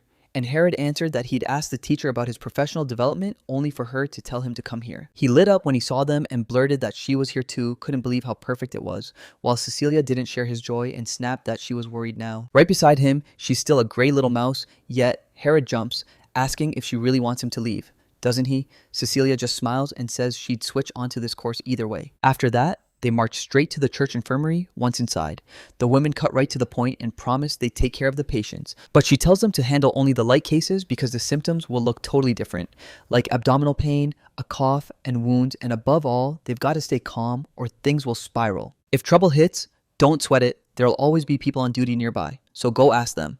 Harad and Cecilia both said it's totally fine. Once those girls were gone, Cecilia snapped her gaze to him and with total seriousness told him to push them to do everything they possibly could. Harad grinned at the thought of having her attitude and said he could practically feel the drive pouring off her because, yeah, she'd pull it off with everything she had. Cecilia, meanwhile, finally blurted out that she was ready to land a part-time job for real. And then, One by one, they marched up to their patient and made them look straight at them. Cecilia's patient teased her, asking if he'd really be noticed by a girl that stunning today. Then embarrassment hit her hard as she snapped back, wondering if he was really calling himself beautiful. The man swore he was speaking from the heart, and just by looking at her, it'd heal anyone. Cecilia's face exploded with embarrassment, but she shot back that she'd do everything she could because he was still her very first patient. And honestly, he didn't see that twist coming at all. A girl burst in, sprinting toward the loud commotion, shouting, "What's happening here?" By then, the man had already passed out cold, and Cecilia panicked, apologizing to him over and over because she didn't know what else to do. She promised she'd use the exact magic that could match his symptoms, so could he finally tell her what was hurting him. Her worry was crushing her. The man promised they'd begin with the critical spots, so Cecilia snapped that he better pick his words carefully, and even from behind the screen, Herod heard every bit, then calmly thought, "Don't stress so much." Then he wheeled right back to his patient and demanded, right there, which spell hits the hardest because choosing wrong would be a disaster, so the boy locked in, thought hard for a few heartbeats, and then his eyes lit up as he declared, "It's all ready." His patient flashed a grateful smile and said his knee was already feeling way better. Harad leaned in and asked if anything else was still bothering him, and the patient admitted there was. Then he told Harad to wait a second. After that, the patient blurted out that his vision had sharpened, his sprain had healed, his runny nose was gone, and even the scratch had mended so well, his skin looked cleaner than ever. Cecilia, who heard every word crystal clear, just shook her head and called it pure miracles. She couldn't hold back her curiosity, so she peered behind the screen and blurts out, "What the heck has he been doing this whole time?" Herod kept working and promised the patient that after this, his healing would stay flawless, so Cecilia stared in shock at what she was seeing and blurted out, "Is this really advanced healing magic?" Once he finished with his patients, Cecilia stepped in and snapped that he shouldn't have used that spell on someone with incurable issues. Harad fired back, saying there weren't any rules because tell me, what kind of magic is even off limits, right? Still, everything's going to be fine for them now because Cecilia said using that much high magic was nothing but a waste. Of course he's getting way better, but even the helpers are rattled. She swears he didn't just heal her, he broke her, and Herod can't make sense of their freaked out faces, so he demands was it really just effective magic. After the treatment, he double checks just to be safe, whether any symptoms are still lingering. Cecilia snaps that he's doing everything wrong. The girl's voice shakes, but she eases up a bit and tells him it's okay still. Doesn't he get exhausted after all that? Herod insists, "No, I'm fine." And the moment he drank it, his mana surged back almost instantly, but now it's slipping away fast again. Cecilia just stared, saying she didn't get a single thing anymore. Okay, it all boils down to one horrible reason, so she can explain everything. The easy way. Her rod started talking back, insisting it was just an ordinary person, and Cecilia snapped, "Wait, how is that even possible? Regular folks can't just pull off that so-called perfect healing magic."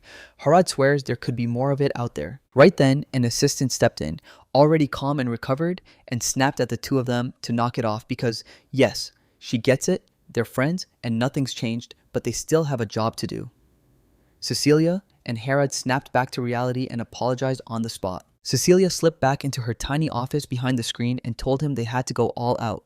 And when Herod grinned, he promised he'd absolutely pull it off. Right then, the girl's head exploded with pain again. She lost her balance and slammed onto the floor. Her rod shot over instantly and demanded, "Are you okay?" Cecilia nodded and said she was fine. She just had a terrible headache. This keeps happening to her all the time, so don't let him stress out. Right after that, the girl's head exploded in a brutal headache. She couldn't hold it in a second longer, so she collapsed to the floor and screamed at the top of her lungs from the absolute hell of the pain. Other assistants burst into motion at those screams. Then someone demanded, "What kind of screams are these?" Her rod flashed the warning, but right when they were headed back to their seats, she grabbed her head, crumpled to the floor, and he was left stunned, clueless what was happening.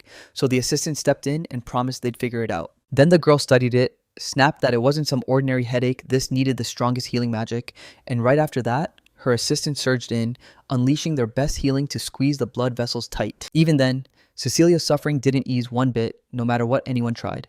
The assistant had no clue what to do and basically admitted there was nothing they could fix, and the chaos kept spiraling out of control until Harad finally stepped in and took matters into his own hands. He strode up to his girlfriend, clocking that this was totally inappropriate in front of everyone, but he couldn't stand by and do nothing. Right after that, he unleashed his flawless healing, and the girl felt the pain vanish the second it hit her. Herod leaned in and asked how she was doing, so Cecilia flashed a brave smile and told him she was fine, then thanked him for checking on her. But the flawless healing only dulled her suffering for a heartbeat.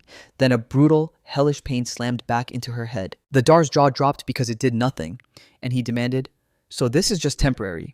The assistant quickly checked the shock in the same breath, and she was told the hard truth. Even magic, this powerful, can't undo pain, so was it piling up in layers. Those words hit Hadar like a spark because the boy swore this is what people call a suicide headache. It slams you out of nowhere, and you can't even guess when it'll strike or when it'll finally stop. Even the all-knowing ideal, healing can't put a dent in it. Haddard snapped his gaze back to Cecilia, still writhing through a brutal headache, and knew, no matter how vicious the pain is, there's still one way out. Then he snapped into action, casting again, slamming multiple magic circles around the entire perimeter. I was totally blown away and snapped. It's a magic circle, this can't be happening. Hodder spends an hour carving ritual circles, nails it 99 activation, and then pulls Cecilia into a tight hug, promising that for all the brutal, magical power it costs him, he'll wipe out every injury and every painful sensation she's feeling. Once his magic finally hit the threshold, he unleashed his spell Absolute Healing. Cecilia finally felt relief. She could breathe easy again, convinced the pain was fading for good because Hadar had been using that magic the whole time to keep it from coming back. Cecilia looked up and there he was, wrapping his arms around her. She grinned and hugged him back. Not long after, the girl finally snapped back, fully recovered. Hadar leaned in and demanded, "You're okay now, right?" And before they could even finish the question, it was like their worries evaporated, so they nodded. "Yeah, we're a lot better already." The assistant stormed up and blurted, "How is this even possible?" She refused to believe he could pull off absolute healing. Then every other assistant assigned to their group snapped their attention to him. The girls bowed to him and poured out their gratitude for saving her, claiming her healing should have been their duty. Hadar felt sick with discomfort and snapped that he'd only asked them to lift their heads. After all, he just wanted to help and did exactly what he could, so if he suddenly overstepped, let them forgive him first. He had to get their permission. The assistant gaped at him, stunned, and asked why he didn't blame them at all. Then, honestly, talk about noble. Cecilia watched as the girl called him Lord and claimed he was the Lord's very incarnation on mortal earth, and Cecilia chimed in, saying, "That's absolutely true." Hadar stared at his friend and demanded, "Why are you buying into this?" Once the internship was over, their shift hit its end and the assistants waved them out. Cecilia clutched a little bag of gold coins and beamed, saying the chaos they caused was worth it because they got paid in full yet. Hadar barely even heard her, just kept staring at his books. The girl noticed and demanded to know why he'd been collecting questions for the healing exam, so Hadar shoved his books into storage and said he was being asked to take it right now. Then Cecilia smirked. "Pass and you'll get an extra reward as a healer already, right?" And Hadar just waved it off like it was nothing. Hadar didn't buy her explanation at all. She snapped that the real reason was simple. She'd never run into it. Cecilia suddenly felt painfully awkward in front of him, so she spun toward Hadar and blurted out an apology for what happened today, and when he heard that, he froze in shock, insisting it wasn't her fault and that she absolutely shouldn't apologize, but Cecilia wouldn't back down, snapping that he was wrong. She kept needling him nonstop, and then bam, they ended up sparring in a quick, nasty little fight. It's the first time they've been alone in ages, and she's practically drifting with excitement, and Hadar can't help but shoot a panicked look at her, blushing with embarrassment. Cecilia said all that, and the biggest thing was, he'd spared her from that building, pounding headache, so she thanked him hard for it. She still couldn't wrap her head around it, and then she said Hadar healed her. She lived in pure terror every single day, begging for it not to strike again until he stepped in and everything felt like a dream. During the internship, she couldn't stand watching anyone struggle, no matter how big or small the problem was. Hadar smiled and told her he thought she'd handled it brilliantly, and he's convinced she saved him. Then the girl stares back, confused and shocked, like she can't believe what she just heard. Hadar still remembered his first day at the academy, how, during the entrance exams, he'd needed help, and she stepped in, pushing him forward and lifting his spirits while Cecilia brushed it off like nothing, insisting she couldn't just leave him behind. Darth thought it over and snapped at her that right from that very day, she'd been teasing him, and Cecilia knew he was dead on, so she got a little awkward and said he must be imagining it from himself, but don't let him get away with that. Hadar told her he was overflowing with joy to help, because she's someone truly special to him. When her friend showed up, it felt unreal, like the moment had weight. His words hit her so hard she couldn't handle it, blushing like crazy, and she snapped at him to stop saying stuff like that. Dara's breath caught at his reaction, so he blurted, "What did I say to you again?" And she spun away, drowning in embarrassment, then snapped back, "Why are you bringing this up?"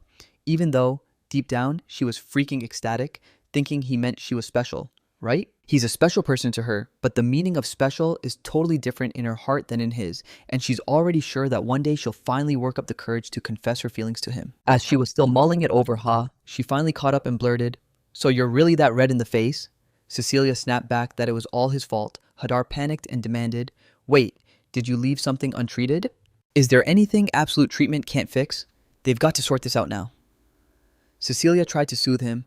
insisting it wasn't like that. It just happens. The very next day, they all stomped back into their professor's class and the girl leaned in to say, "Today we've got dungeon practice with fencing and magic." They need to break into groups of 3 working together side by side like a real team, practicing the exact rhythm of group effort from the start. Hadar's nerves lit up instantly. He couldn't help but think, wait, what bands? So what was he supposed to do? Hadar raised high in the mountains with ancient dragons, had zero clue how to handle group stuff, and it just didn't make sense to him. Hadar's panic kept spiking, and the fear hit him hard. He barely had any friends, just Jasmine and Cecilia he wanted to call Yan, but what if he got rejected? But what if they were already plotting a threesome? He should ring someone right now.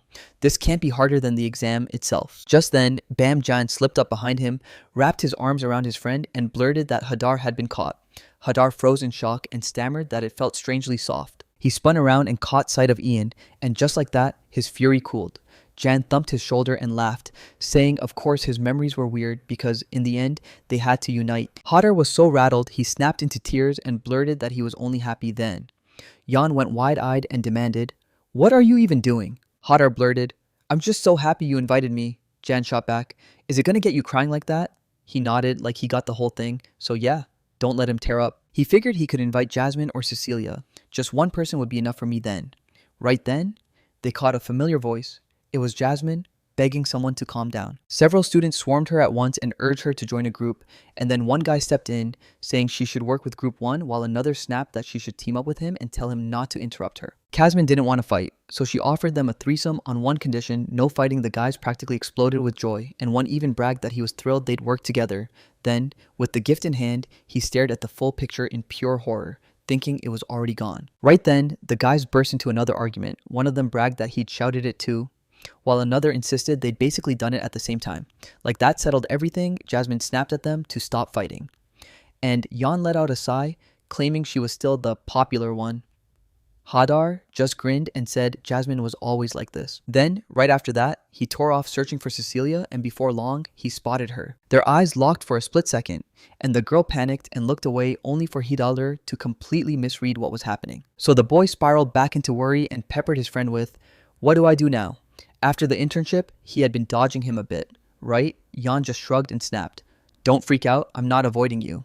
And Adar shot back, "Then what are you talking about?" "So what? Does he only have muscles up there now?" Jan snapped that it was rude, but for Hidar, raised among the ancient dragons in the mountains, that kind of comment wouldn't even count as an insult. Yansai swung his words like a hammer and promised he'd find someone for them.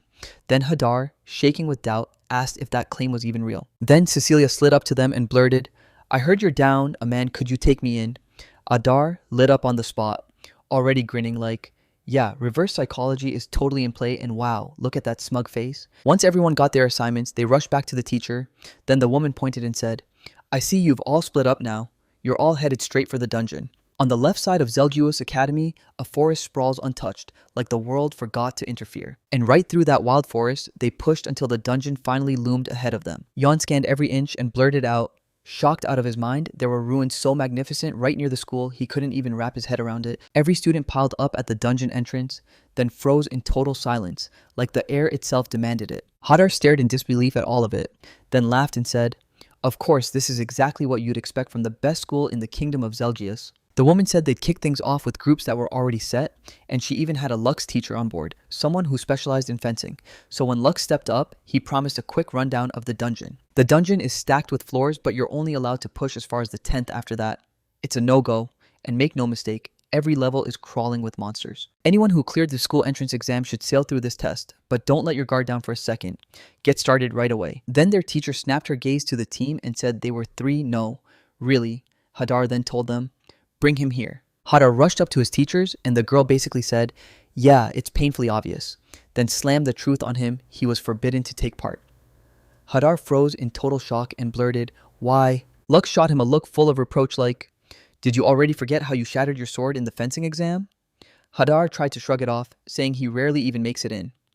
The woman snapped back that, plain and simple, if he came with them, he'd fight for all 3 of them, and as soon as he heard that, Hadar blew up because it didn't feel fair to him at all. The woman said they had one way to go, and it was limited. He'd have to cook up a strategy, spell out the instructions, and hunt for an opponent, or the moment he broke the rules, they'd all be disqualified. Jan and Cecilia both blurted out that they had no objections at the same time.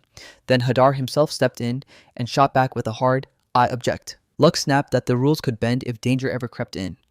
For the two of them, then nobody would get hurt. Jan backed it up, side by side with Cecilia, insisting it was all about points. Hadar just stared, stunned, because it felt like they'd completely brushed him off. Even though everyone ends up handling it fine, Cecilia still pushed the question, why don't we lock in roles before we even step into this dungeon?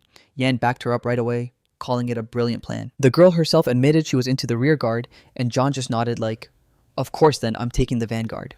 While Hadar grinned and said he'd start hunting enemies anyway. Then it hit me, so I grilled the teachers, wouldn't that trap them to just one role? The woman nodded and agreed, saying, yeah, that part's true, because it's not right if they can't open up from both sides. Lux leaned in and asked, so what if we just hand them the weapons that fit each of them best? And the woman lit up, calling it a brilliant idea. Then a blazing yang slams down with a warhammer that wrecks everything, and because Cecilia's still shaky at fencing, she grabs a dagger instead. Lux snapped his eyes to Hadar and ordered him to do it because yeah, this stuff is crazy powerful. But then Lux hit the brakes too, making sure Hadar didn't get left out of the plan, and Hadar couldn't shake the feeling he might just be getting used. He didn't really have a choice, so he forged a weapon that would fit both of them, and Jan was absolutely thrilled, grinning like this was exactly what he'd been waiting for. He praised it, saying it was just as Hadar's alchemy always delivers the best hammer, and Hadar lit up too, saying he was so happy John loved it. Then he swung around to the girl and asked what her weapon was like. Like, was it really that well made? Cecilia lit up and said he couldn't be more right. Because it was perfect and way lighter than you'd expect, so it looked like it would be effortless to use. Adar told her, oh, daggers can even fly as projectiles. The girl shrugged. They're basically universal. Adar sighed. I'm so sorry I couldn't make more. Jan snapped back. No way, that's more than enough. Adar nodded. Alright then. He figured the next move was simple hunt the enemies, but sure, detection magic could spot them in seconds. The real headache was how to tell his teammate what he'd found. They'd already stepped into the dungeon, and Hadar hit them with a brilliant plan. No question, he was dead sure. Then he slammed his magic down and boom, a massive, absurdly huge map burst into view right in front of them. John shot back. What is it? Cecilia demanded. What is this card really? And Hadar finally nodded. It's true. That's a map of the whole dungeon, and he used light magic to light up where the enemies were hiding Ian. With Cecilia beside him, nearly lost it because in that moment, they both thought he was pulling off the impossible again, like it was nothing. Hadar pointed and said, this is where we are. This is the staircase. And the girl shot back. And look at it. Even the markings are crystal clear. Hadar said those huge circles mark where the enemy's monsters are, and the symbol's shape tells you exactly how strong each one is. If you want to know the difference, it goes like this. A triangle's weaker than a normal circle, but that circle gets beaten by a double circle. Jan said it all felt intuitive. Hadar said that using this as their game plan would keep them safe and make them deadly effective. And when John asked if it was still too much, the girl snapped back that the enemy triangle was about to come crashing toward them. Ian was about to strike when bam, 3 goblins popped right in front of them, and the guy immediately confirmed, yeah, those are goblins. Perfect warm-up, I guess. Jan clenched his brand new hammer and psyched himself up to strike, desperate to test it in real combat, and Cecilia was already there, ready to fight, promising she'd cover him. While Harad was still battling, he shot them a look and told them to have luck, then admitted he desperately wanted to jump in and fight alongside them. And in the end, the whole research mission slid through like a dream thanks to Haradi map Ian, and Cecilia cut down every enemy in their path, and Herod only hung back behind them, looking crushed and frustrated, thinking, why can't I help already?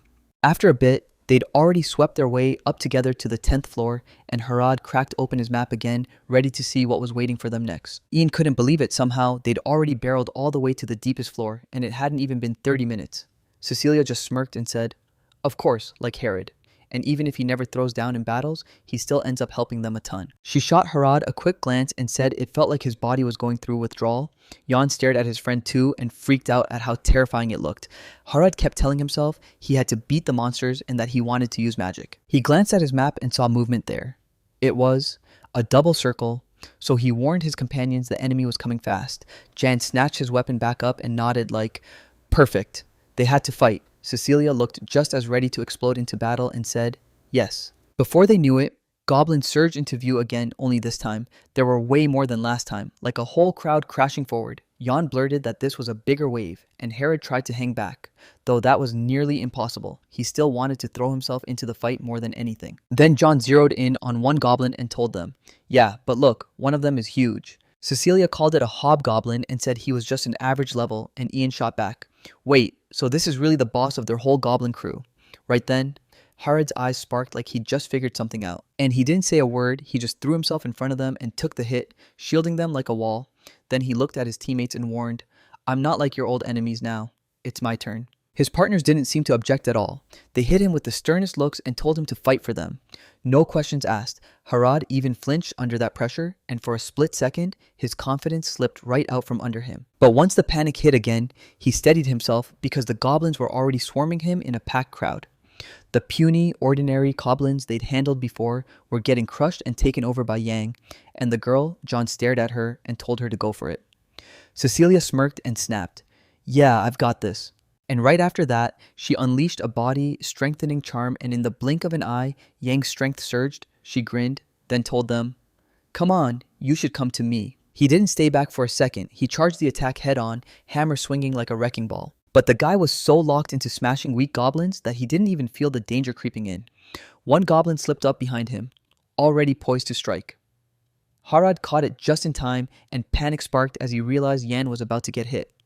Still, stepping in meant losing their points, so he gritted his teeth, ready to unleash his magic the moment the opening appeared. Then Cecilia swooped in, fired her magic, the air dagger shot, and blasted that hobgoblin clear out of the way, so Jan didn't need any help anymore. Herod's eyes widened, surprise and delight hit him at once.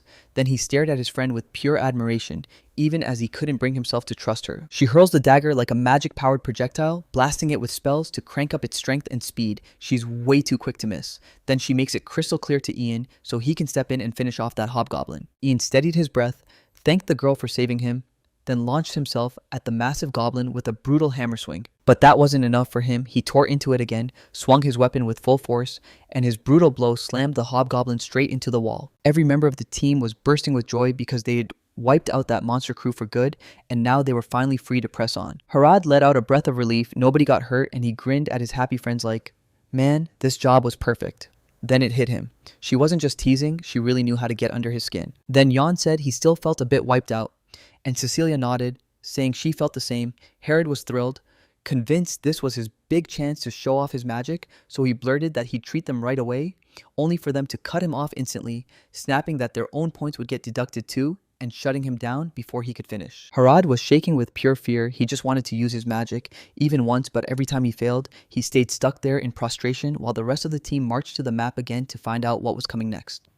And Cecilia instantly scanned everything and warned them an enemy double circle was nearby. Before anyone could blink, Harad already snapped back to consciousness and charged toward them, scanning the damage like he needed answers right now. The girl swore she was almost sure he was here already. Then Herod nodded hard and said yes, like everything finally clicked into place. At that exact moment, Jen spotted something up ahead and blurted, "What kind of shadow is that?" Cecilia snapped awake and insisted they go look, and what they found instantly hit her with a brutal shock. The girl started trembling from head to toe, eyes wide with terror as she blurted, "Is that really the dungeon boss?" Because it wasn't some fearsome beast at all, it was a scrawny lizard. Yet this 3-meter monster lurking in the abyss still moved with insane agility and crushed with brutal strength. Ian nearly lost it when he spotted that terrifying beast here, like it was stamped on the map, just the same as a hobgoblin, and then he blurted, "Or what? I told Cecily, this monster only shows up once every 50 years. Now their confidence vanished, and they froze in place, unable to even move. The girl was shaking with fear, insisting they couldn't beat something like that, and even Yang looked terrified as he demanded, "What the hell is going on here?" Because none of it made sense to him at all. Harad tensed up too, seeing his friends so stunned that he figured they must be scared. Then guilt hit him hard. He started blaming himself, convinced he'd messed up again somewhere along the way. Meanwhile, in a different room on the dungeon's 10th floor, the professor paced like she was hunting for trouble, checking every corner to make sure nothing went wrong. Because right now, it looked like she didn't even need to come down here at all. No students were anywhere on this floor, and in her mind, she could already head straight back up to the 9th. She was already itching to hit the 9th floor. But then something snagged her attention, so she halted, turned, and followed the pull. Right there, she spotted something wild on the floor, snatched it up instantly, and the woman's eyes lit up as she identified it as scales, and she couldn't believe it was real.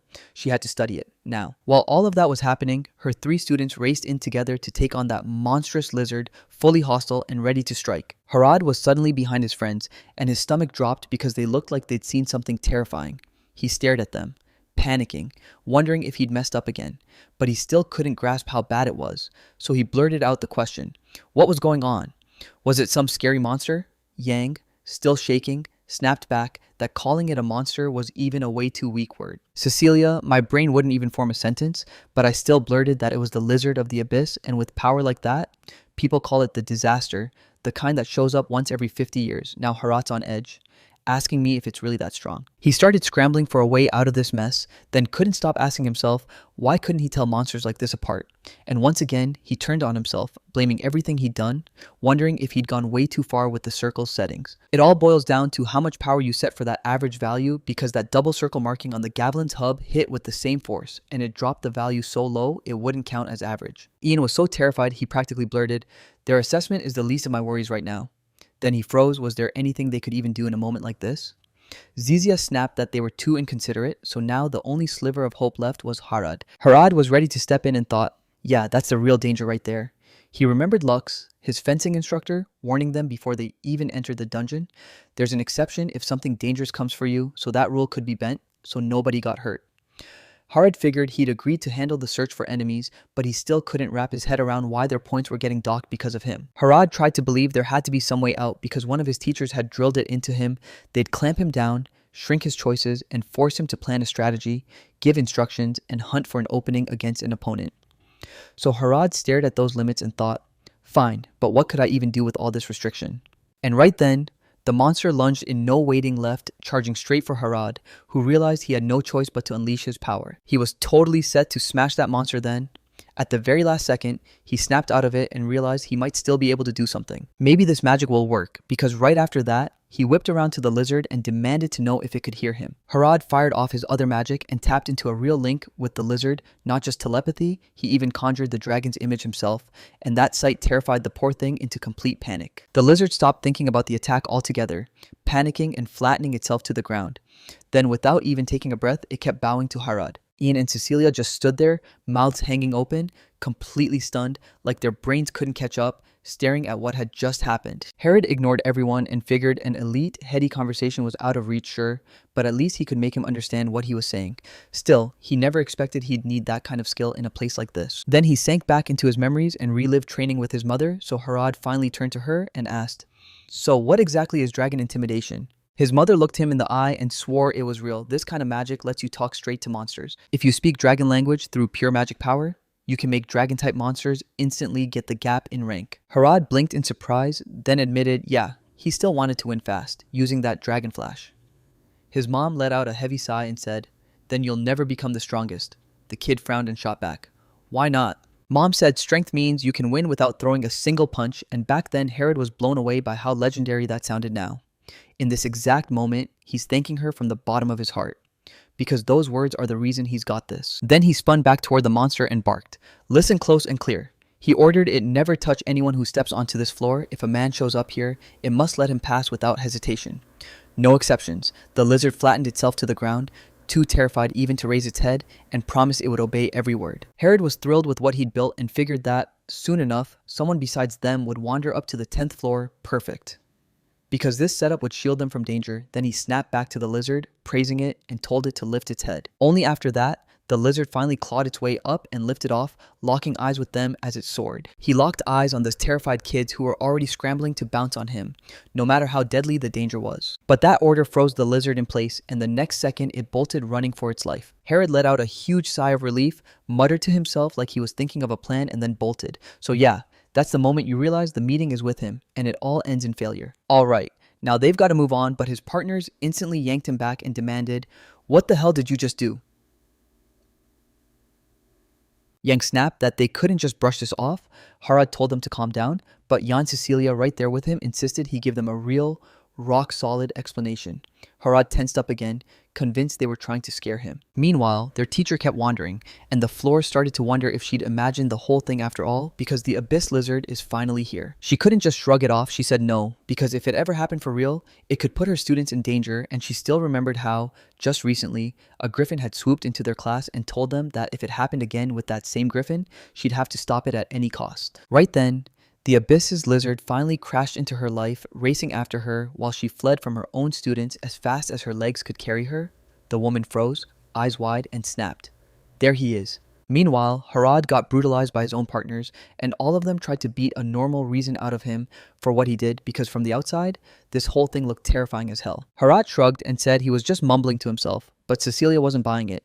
She snapped that he definitely wouldn't have bolted away like that, and Jan just stared, saying he was acting totally weird. The abyss lizard bowed to the dirt, shook head to tail, then snapped its tail between its legs and bolted, and while they were still talking, strange noises burst behind them, forcing all three to whirl around at once. There they spotted that same abyss lizard charging straight back at them at full speed, like something terrifying was hot on its tail. Yon, Cecilia, and even Harad were terrified, convinced he'd come back, so Harad snapped, "Why would you return?" But right at their feet, the lizard snapped to a stop, slammed down to the ground again, and then the three students spotted their teacher standing there. Adar's eyes went wide, and he blurts out, "So what's our teacher really like?" The woman didn't even blink at the lizard of the abyss acting that bizarre, and she shot the boy a question right away. Wasn't this his job? Hadar tried to talk his way out again, but this time it blew up in his face, and they wouldn't even let him finish his sentence. Ian and Cecilia sprang in together, closing in on the lizard and locking their eyes on it so it couldn't bolt, while their teacher pushed for the truth. She called Herod over, and he just dropped to his knees in front of her like he'd already been punished. Staring up in fear, she said, "The moment I saw you, you tried to run, so you got scared and let your dragon magic scare him off, didn't you?" And Hadar snapped back, "Yes." And right away, he demanded, did she really believe him? She shot him a look like, "Of course I do," then spread her hands wide and said, "Sure." He'd grown stronger, but he was still the same walking problem child. So Hadar leaned in and asked, "Then what's this all about?" And one more thing, he scanned his crew and demanded, "So what happens to our grades?" The woman just smiled and told him he had nothing to worry about. Then the abyss lizard shows up here, an absolute nightmare nobody saw coming. And even with all the protection he throws up, Hadar still turns to her and demands, "Was that praise or something else?" Still, he's downright relieved none of this is going to mess up their grades at all. The woman lets out another heavy sigh and tells him they've got to fix it now. Hadar blinks, surprised, and asks if she really still doubts her safety.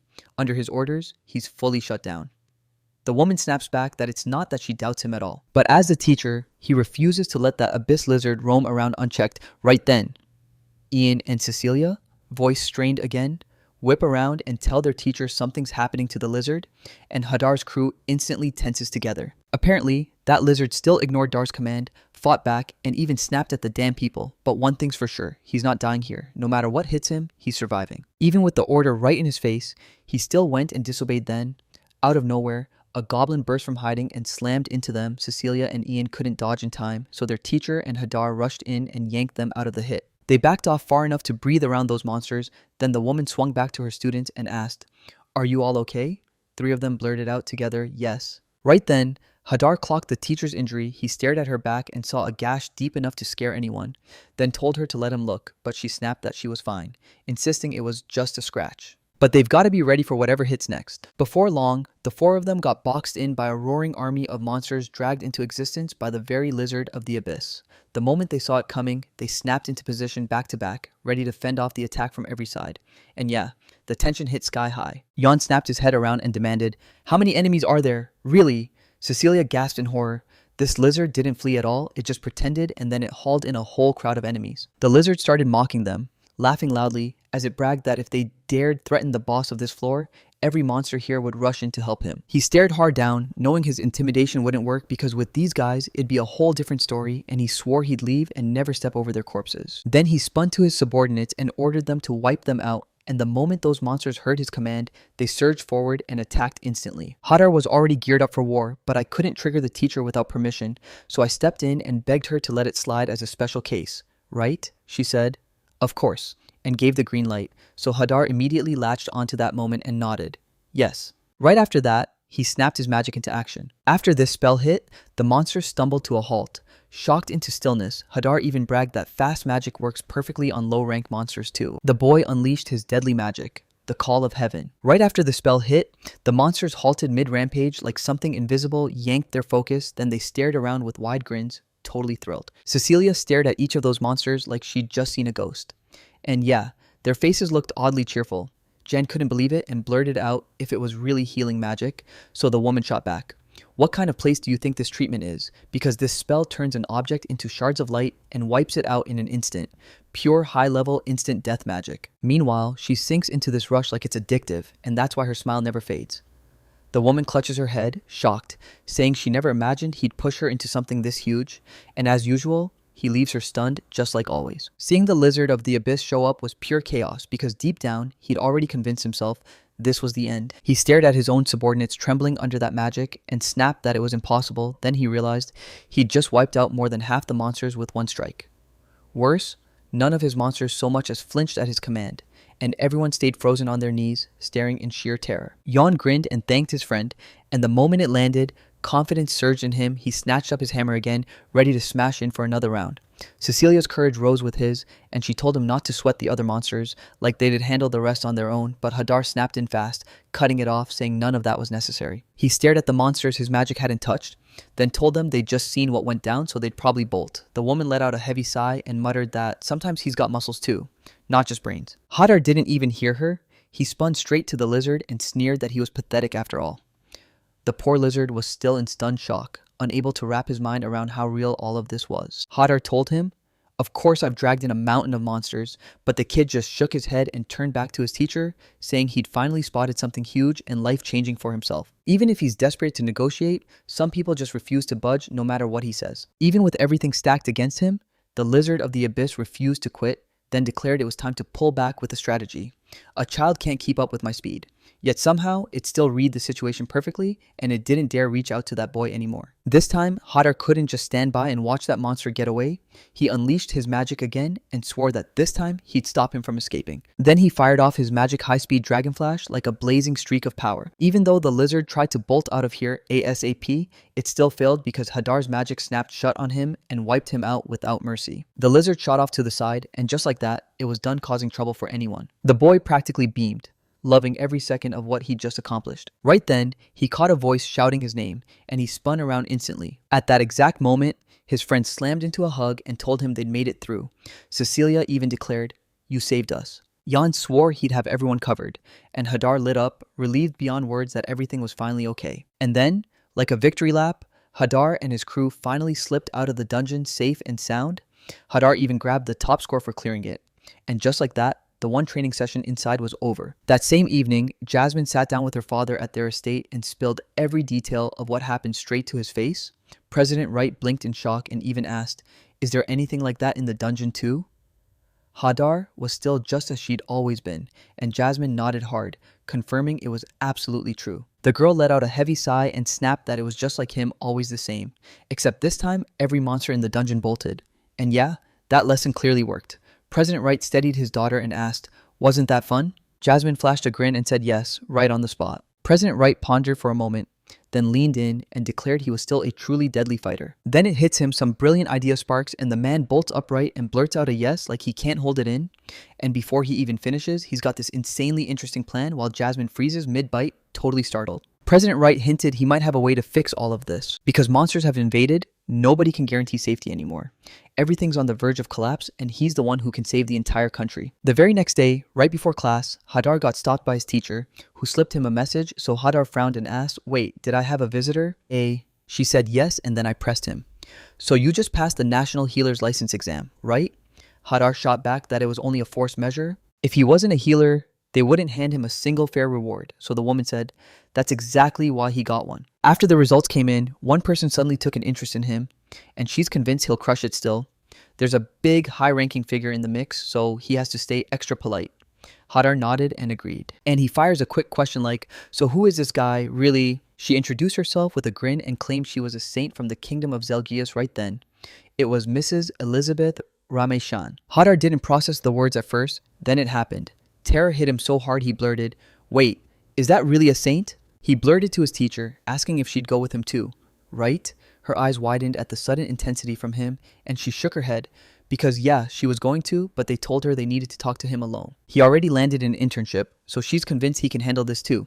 So yeah, everything's gonna be fine. Hadar's face went pale as she blurted that it simply wasn't true. Why had that woman been so cold to her lately? With her arms locked across her chest, the woman insisted the accusations were false. Hadar snapped back and swore it was all real, then told her to think back on every single thing that had happened. She didn't just think, she weighed everything in her heart. Then she pushed the question at him. "On the contrary, doesn't all of this prove you?" Even Hadar blushed at her words like, did she really trust him that much? She said she'd be waiting right here, so he couldn't hesitate. Then she mentioned he'd scored the highest on the exam. And the boy admitted it once. That kind of shock hit him. There was no way he'd feel the same victory again. Right after that, he bolted straight to the guest room and froze at the doorway, too scared to step inside. So he figured she wanted to talk to him alone, and now he's freaking out. Were they mad at him for something? Then the terror hits at the internship. Did he mess up without even realizing it? Still, he clenched his resolve and slammed his fist on the door. Then the voice on the other side shouted, "Come in." Hadar was freaking out about the meeting, wishing he could just go home, and the moment he opened the door, he blurted out that he was really sorry. He spotted a girl in the room, her back turned toward him. The moment he stepped into the room, the girl snapped her head toward him, and Hadar was utterly confused. He even froze mid-breath, staring like she was too beautiful to be real, like she was a true saint. So this girl pushed, "You're a Hadar, right?"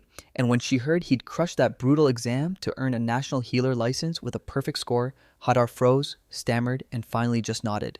"Yeah, it's true." She flashed him a smile and told him she couldn't believe the chance to meet him because in this country, she's a saint and her name is Elizabeth. She clasped his hand and told him she couldn't wait to meet him, but Hadar was still drowning in worry. Then he forced out, "I'm genuinely thrilled to see you." Elizabeth leaned in and told him, "When I came to this church on my pilgrimage, I heard your story right there." And when his girlfriend needed help, he unleashed a brutally powerful healing, no hesitation. Hadar was still wildly embarrassed, admitting that back then he'd acted selflessly, straight from the heart. He was dead set on giving it everything he had in that moment. Elizabeth grinned at him and snapped that he shouldn't talk himself down like that. He knew he couldn't trick her anyway. Hadar stared at the girl, confused. Lisbeth laced her fingers into his and told him she really wanted to meet him. Then Hadar stared at their hands like, "Wait," she took it again. Elizabeth leaned in and begged him to tell her exactly how to trigger absolute treatment in a flash. Hadar froze in disbelief, staring at her and asking if she really meant he should teach holy healing magic. Then Elizabeth just nodded and confirmed, "Yes, that's exactly it." Hadar finally snapped and told her straight up that he was dying of embarrassment because she was holding his hand, and he could feel his face turning bright red. Even Elizabeth blushed hard at the sight, then immediately let go. She shot him an apology and laughed.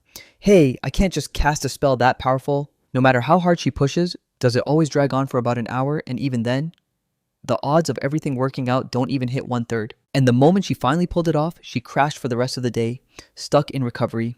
Hadar swore it was brutally hard. Elizabeth dropped to her knees, pressed her forehead to the floor, and basically begged him no, demanded he understand why she was asking him. Hadar froze from pure awkwardness, first the hands and now this. He couldn't say no, so he told her it was fine, but he insisted she lift her head. Elizabeth fired off, asking if it was really true, then thanked him to the bone, and Hadar figured that was exactly what she meant when she talked in private. The boy wasted no time and blurted, "I'll show you right now. Watch closely." Elizabeth lit up with pure joy, whispered, "Of course," and thanked him again. She stared at the floor, spotted a neat little circle already drawn there, and declared, "That's a magic circle." The boy personally unleashed his deadliest healing magic, absolute treatment. As he worked his spell, he flicked a quick glance at Elizabeth, and there it was, pure, total admiration blazing in her eyes. The girl swore it was an absolute cure. She never expected it to kick in that fast. She'd spent all this time bragging. She was the best healer in the whole country, but now it looked like she'd been dead wrong and she still had so much to learn. Hadar called her out, saying she was exaggerating. Elizabeth admitted that even after casting this magic, she couldn't stop grinning for some reason. Then Hadar leaned in and asked, "So are you going to try it now too?" Elizabeth snapped back to herself and slipped right into her usual act, then rushed over and apologized for her weird little moment. She was just too excited, bursting with emotions she couldn't hold in, and the boy watched her with bright admiration, thinking she was honestly sincere and sweet. Elizabeth clenched her will, poured out her courage, and declared, "I'm starting now." Then she went for it, copying the exact healing magic Herod had just used on the spot. The boy stared at the magic circles as they flared into existence, nodded like it all finally clicked, and said he understood, though you could tell something important was still missing. He nailed what was really bothering her, so don't let her spiral. Elizabeth was totally stunned and blurted out, "Wait, what's going on so fast?" The girl couldn't stop staring, still amazed by his insane skills. Herod totally brushed off her praise and went straight to work. He demanded they explain the magic circle first. Elizabeth grinned, already ready to soak it all in, and leaned in as she listened to him with laser focus. Herod poured out his magic and lit up a circle right in front of Elizabeth, then multiplied them until several hovered there at once. And he leaned in to tell her the first thing: it's built from two main elements. The magic she wants to wield comes with one big rule: it's control, called magic control. And they're basically channeling magical power to trigger the spell. Then bam, that's what they call magical activation. As for her, magic control isn't even a problem. She moves like lightning. But the second magic actually gets activated, her pace tanks hard.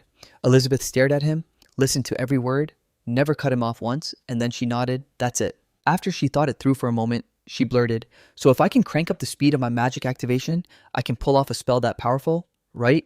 Herod lit up at that, grinning as he confirmed. "In theory, yeah, that's exactly how it works. To crank up the speed of magic activation, you've got to pump up the total magic power and boost the magical output too. There's no shortcut, no other way." Elizabeth thought hard, then admitted if you put it plainly, she wouldn't make it.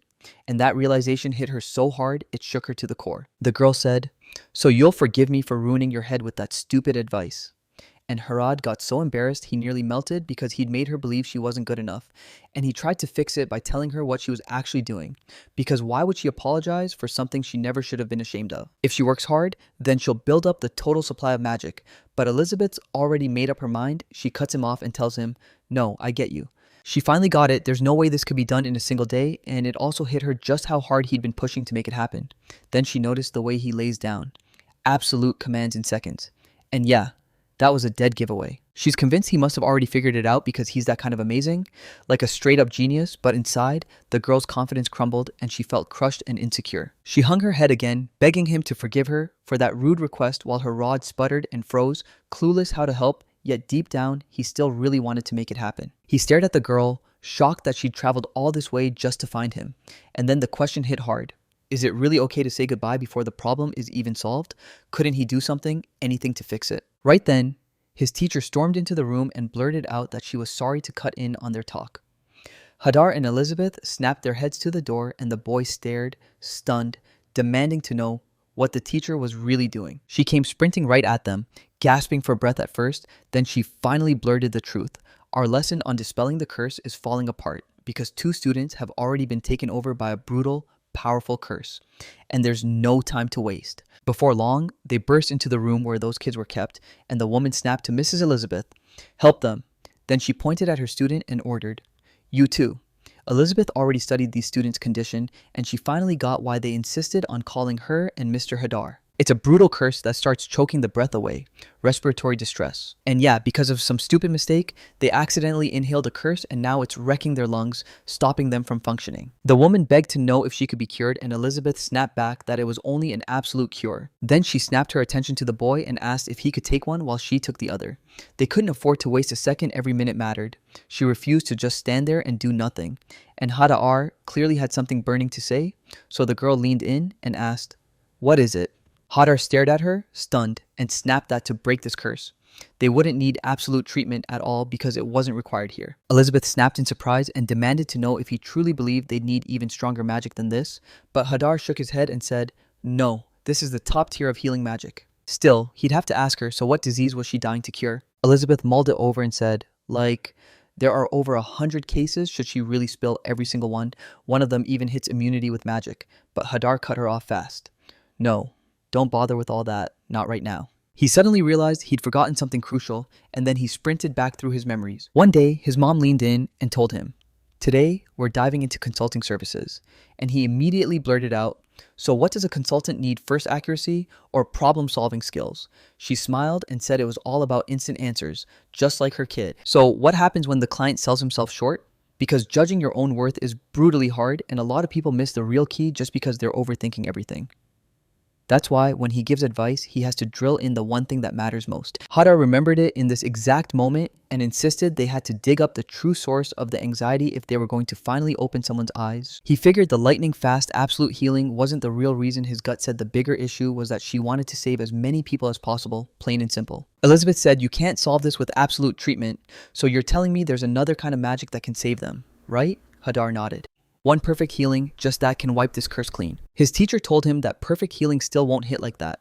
And Hadar snapped, Yeah, so that's exactly why I'm going to pull off one trick. Ideal healing sweeps through your whole body like a wave, but you can also focus that power hard on one wounded spot. Do that, and perfect healing is all it takes, Elizabeth said. She got it, every bit of it.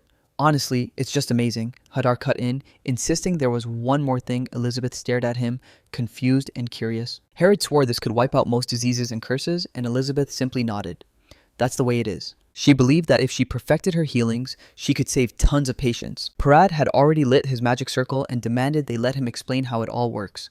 Then Elizabeth nodded, no doubt about it, and told him she'd been asking him for it. Harad said it's part of a magic circle, and right here you can see what it really controls. Change it, and you can reshape the whole effect area. She can pull off perfect healing with zero trouble, right?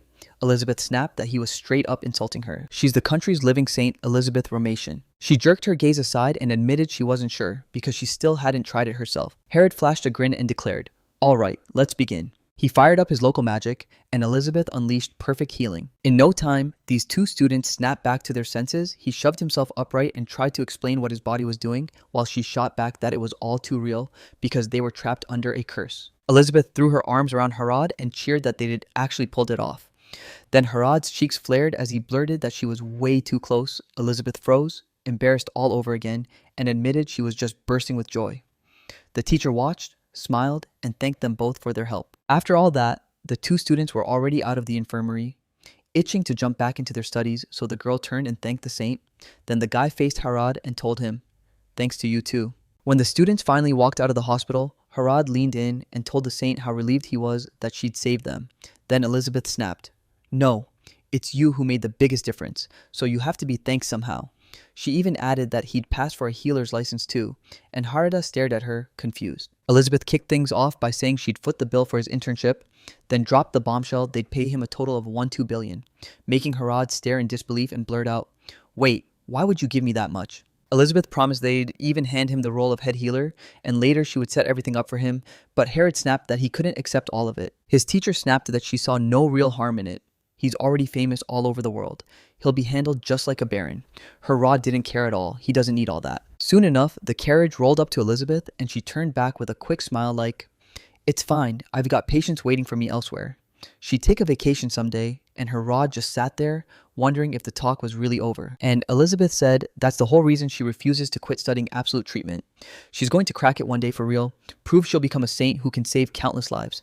And that's exactly why. Then Herod couldn't take it anymore and marched right up to her. He grabbed her hand and promised she'd succeed for sure, and that he'd be there every time she needed him, ready to help her with a smile. Elizabeth shot him a grateful smile and called him a true master. Herod fumed with embarrassment over it, stammered that he couldn't believe she called him that, and Elizabeth snapped back that he totally deserved it. She'd already climbed into her carriage, bid him goodbye with a promise that she'd return for sure, and told him to take care of himself.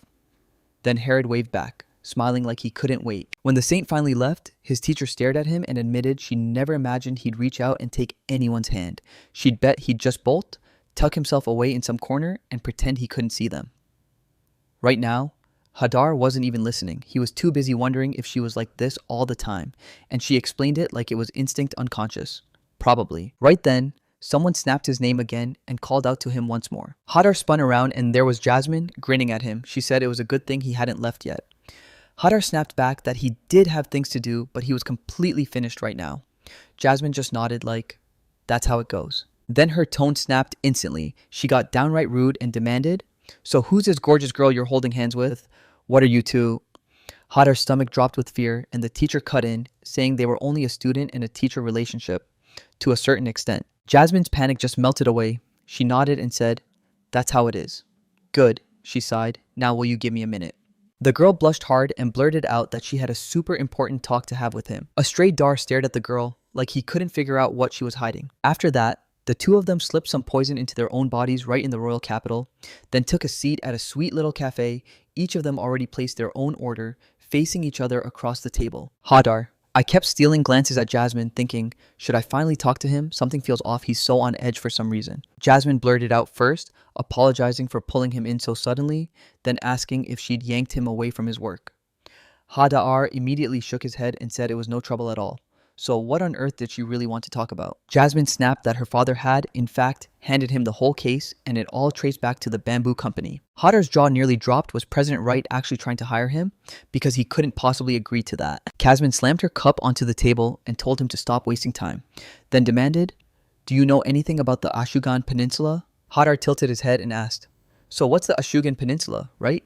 Jasmine smiled and shot back, "Wait, wasn't it abandoned?" Then she yanked open her briefcase and dived her hand inside. Then she pulled out a card, slammed it onto the table in front of him, and told him, "Look at this. In Zelges, the Ashugan Peninsula sits all the way on the west edge, so close to the Inferno continent that it feels like danger is right next door. She wants to sit down with him and hash out plans to build a fortress right here on this peninsula. And not just that, we're talking about handing over the entire security management job, lock, stock, and key." Hadar got so nervous his hands started trembling, and he admitted it felt like a massive responsibility until Jasmine smiled and told him to stop stressing. "I sat with it for a while, then demanded, 'Why would you build a fortress here? Are we really in the middle of a war with this continent?' Jasmine stared at him, puzzled, and asked, 'Tell me there's no country on the Inferno continent, right?' Hadar stared at her like, 'Wait, why would we even need a fortress?' And Jasmine shot back, 'Because this peninsula gets hit again and again by monsters, vicious monsters, spilled straight from the Inferno continent.' Then she stared at him, shocked, and blurted out that there are things even Hadar doesn't know. So Hadar just smiled and admitted he's terrible at geography, and yeah, he'd always figured most of his mom's books were ancient. Jasmine looked thrilled and said, 'All right then, we'll keep going.' And Hadar immediately caught it, telling her not to be so tough on him. Jasmine then dove straight into it, saying the Inferno continent is the deadliest place on Earth, because disaster-level monsters swarm there year after year. In a nutshell, he tore through the Abyss Lizard, then the Griffin, and still had the power to take on something even worse. Hadar stared at the map again, still sprawled on the table, and said, 'The distance was real.' Jasmine shot back that a flying monster could cover it without breaking a sweat. And right then, it hit them. That was the biggest problem they couldn't ignore. The real nightmare is if they agree on it and then start reproducing. Hadar warned that if this went down, the entire kingdom would be thrown into danger. So that's why they're pushing to build a fortress, right? Jasmine lit up and said it was the perfect answer. Hadar snapped that he never wanted Zelji's kingdom to turn into a playground for monsters like that. And Jasmine shot back, "Same here. I'm thinking exactly the same way." This is the kind of moment that decides whether an entire nation lives or falls, so the government is carving money straight out of its defense budget to make this project happen. That's why Bamboo isn't the top company in this industry, not even close to ruling the whole planet. And now, here comes the next problem. They can't guarantee the workers' safety on that site, so after months and months, they're still stuck, construction won't start. Hadar warned, "Powerful monsters show up out of nowhere and you've got no choice." Then Jasmine shot back, "So hire seasoned adventurers or knights? Easy." She explained the government even hands them a budget for it. But the harsh truth is, there just aren't enough of those people to go around. They straight up don't have enough fighters to take on the monsters crawling out of this continent. Hadar swears they're stuck in a brutal world where survival is the real fight. Then he snapped shut. An idea hit him, and it didn't sit right at all. He said he just needed to clear something up because her telling him about it right now says it all. So they've been stuck for months and still can't kick off construction, so she's basically handing it all to him. Right? Jasmine grinned at him and said, "Yep, I said that from the start." But Hadar snapped back, "No, you didn't." Then he blinked, confused. "So you're talking about the full handover of the security management?" Jasmine blinked, then fired back. "So it's impossible, he can pay for it." But Hadar crushed the hope, saying Jasmine was just too optimistic. Jasmine told him, "Of course I don't make offers like that to some ordinary adventurer, but you saved me back then from that terrifying griffin, so I can vouch for you with my whole chest." Then Hadar snapped back, "It's one thing to guard a single person and a whole different beast when you've got many to protect." Jasmine shot up from her seat and snapped that he was getting on her nerves. "So what? He still isn't satisfied again?" Hadar froze, convinced she was furious, but even with all that heat, she stayed effortlessly elegant. He leaned in and told her the offer was wickedly tempting. Then his voice dropped, "But what if I can't handle those monsters?" Silence slammed down like a punch. Right after that, Jasmine burst into laughter, apologized to him, and said she never thought he'd fret over it like that because he always sells himself short. Dad told her the very same thing. Hadar thought he finally understood the fact that of course he appreciated it. Jasmine told him, "Mess it up and you'll pay back out and it's still all under control, and if they need more hands, they'll move fast and bring people in. If he's so happy with everything, then why won't he just say yes and agree already?" Hadar locked onto her face in stunned silence, thinking that if he finally caved, he'd get to know Jasmine a whole lot better. Then he slammed right back into his memories one day with his mom. He ran up to her, greeted her, and just as he thought everything was normal, she stared at him, shocked, and blurted, "What's going on?" Hadar slid into the seat beside her and told her once he joined the academy, he couldn't exactly run to her for advice. Could he? Mama nodded right away, saying, "You're right," because they'd be miles apart. But if she could hand him advice, life would snap into place. It's all a chain of choices. He's here because of what he decided before, and the kind of person he'll become hangs on what he picks right now. Because whether this move drags him toward his ideal future is a decision only he can make. She ruffled his hair and told him, "One day I'll pick you up." And that promise is why she's smiling so hard right now. Plus, he can do anything because he's my son. Hadar beamed back. Yes. Then Hadar waved it off, saying it was totally fine, he'd already agreed, so Jasmine could hand it straight to Mr. Wright. And Jasmine practically lit up, begging to do it right away. Hadar said, "So if you really want to talk about this case, why are you blushing so hard?" The moment his words hit, the girl blushed again and blurted, "Maybe it's the sunset. The light hits my face just right, so it looks red." Hadar didn't press any further. He just accepted it, like that was the answer. She'd always had boys ask her out, so she never once chased a boy herself. And the moment it clicked, heat rushed to her face with pure embarrassment. She stood up from the table and waved it off, saying the trip on the weekend in just 2 days wasn't a problem, but it would be long, so he needed to get ready fast, and she was leaving right now. Hadar practically shot out of his seat and blurted, "Wait, are you telling me it's really going to be that long?" Then it hits, he's going to miss classes, right? Jasmine is so sure of herself that she tells him to hand it over to her because she'll talk it through with her father. Hadar just asks, "So everything's going to be okay, right?" 2 days slipped by in the blink of an eye, and now the two of them were already crammed into the carriage, speeding toward their destination. Hadar swore he never would have guessed he'd end up on something this huge, while Jasmine reassured him that her father had already talked to the director, so he didn't need to stress anymore. Most of Zelgi's academy was built by her father's company, and Hadar basically shrugged like, of course it was, everyone knew they were the kingdom's best builders. He leaned in and asked her one more time if everything was really going to be okay, because for the next few days, it was just the two of them with her. Jasmine blushed all over again at his words, brushed it off fast, and insisted everything was fine. End of story. She stared back at him and blurted out that she wasn't just happy, she was over the moon. Hadar let out a heavy sigh and joked that it felt good to finally step away from the academy because, yeah, she's exhausted too. Meanwhile, Jasmine was fuming, insisting he still didn't get a thing. Hadar said he was thrilled she was here and he was counting on her for everything. Jasmine even told him to treat her as his guide. She figured it was the right move because quitting this early felt impossible. For now, it was just her and Herod, and she'd pull out every trick to make him finally look at her. But what in the world is that crashing noise? Still, she couldn't take it and grilled him.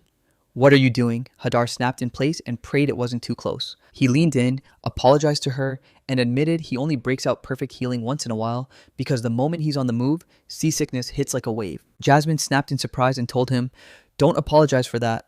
And she insisted he doesn't even need to heal at all. He can just say so. Still, he couldn't hold it in, almost heaving in the carriage, and everyone slammed on the brakes and stopped dead. Jasmine marched up to him and asked how he was doing, and Hadar boasted that his perfect healing was the reason, while Jasmine leaned in and declared that this was him, the Almighty who knows it all. She couldn't stop smiling at the whole mess and told him, "You're totally seasick, Mos." Which is wild, because he's supposed to be omnipotent and all-knowing. Hadar just stared and demanded what Almighty and all-knowing even mean in general, but the truth hit hard. He couldn't do a thing about it. He wasn't used to this kind of moment. He's used to soaring through the sky, so when Jasmine asked about the airship, Hadar shot back, "Nah, my mom can fly." Jasmine froze in pure shock, and suddenly she remembered the time he'd saved her. She thought back, and suddenly it hit her. That's how she'd seen him fly? Then it slipped away like a dream, and she completely forgot it. Hadar noticed her weird reaction and panicked. He demanded to know if she was okay. "Wait, are you seasick too?" Jasmine couldn't stop thinking, wait, how can he even fly at all? While Hadar just shrugged and said, "I'm using my perfect healing now." Jasmine popped up and dropped the tip that flying through the air is way faster, and Hadar chimed in that it's quicker than overland too. Jasmine said that, and then if he didn't mind, she insisted she wanted to fly with him again, but as she talked, confusion was already flooding her mind. She was horrified and realized she probably looked painfully awkward, so I rushed in and told him, "Don't think anything weird, this is the easier way." I explained he wouldn't have to rely on perfect healing every single time, and it would actually be quicker, and Hadar agreed too, saying it made perfect sense. He stared at the carriage and snapped that even though she'd busted her butt and set it all up, it might be pointless. "Can we skip writing this down? That costs money." Jasmine just shrugged and said it didn't matter how they got there. As long as they reached their destination, everything would be fine. She stared at her coachman and demanded what was right then and there. Then he blurted out, "Yes," on the spot, But Hadar still felt super weird about it and couldn't shake the thought that he owed a huge apology. He even said it himself, no matter how you slice it, Paulette is going to be faster for sure. And he figured that if he flew alongside Jasmine and said it out loud, they'd kick the whole thing off. Jasmine never in a million years thought she'd end up soaring through the air with her dar. Yeah, it's insanely romantic. What's the crazy twist here? Now she's got to keep her face pressed into the dirt. And while the girl was busy spiraling over all of this, you didn't even clock the moment a massive dragon swooped into existence beside her.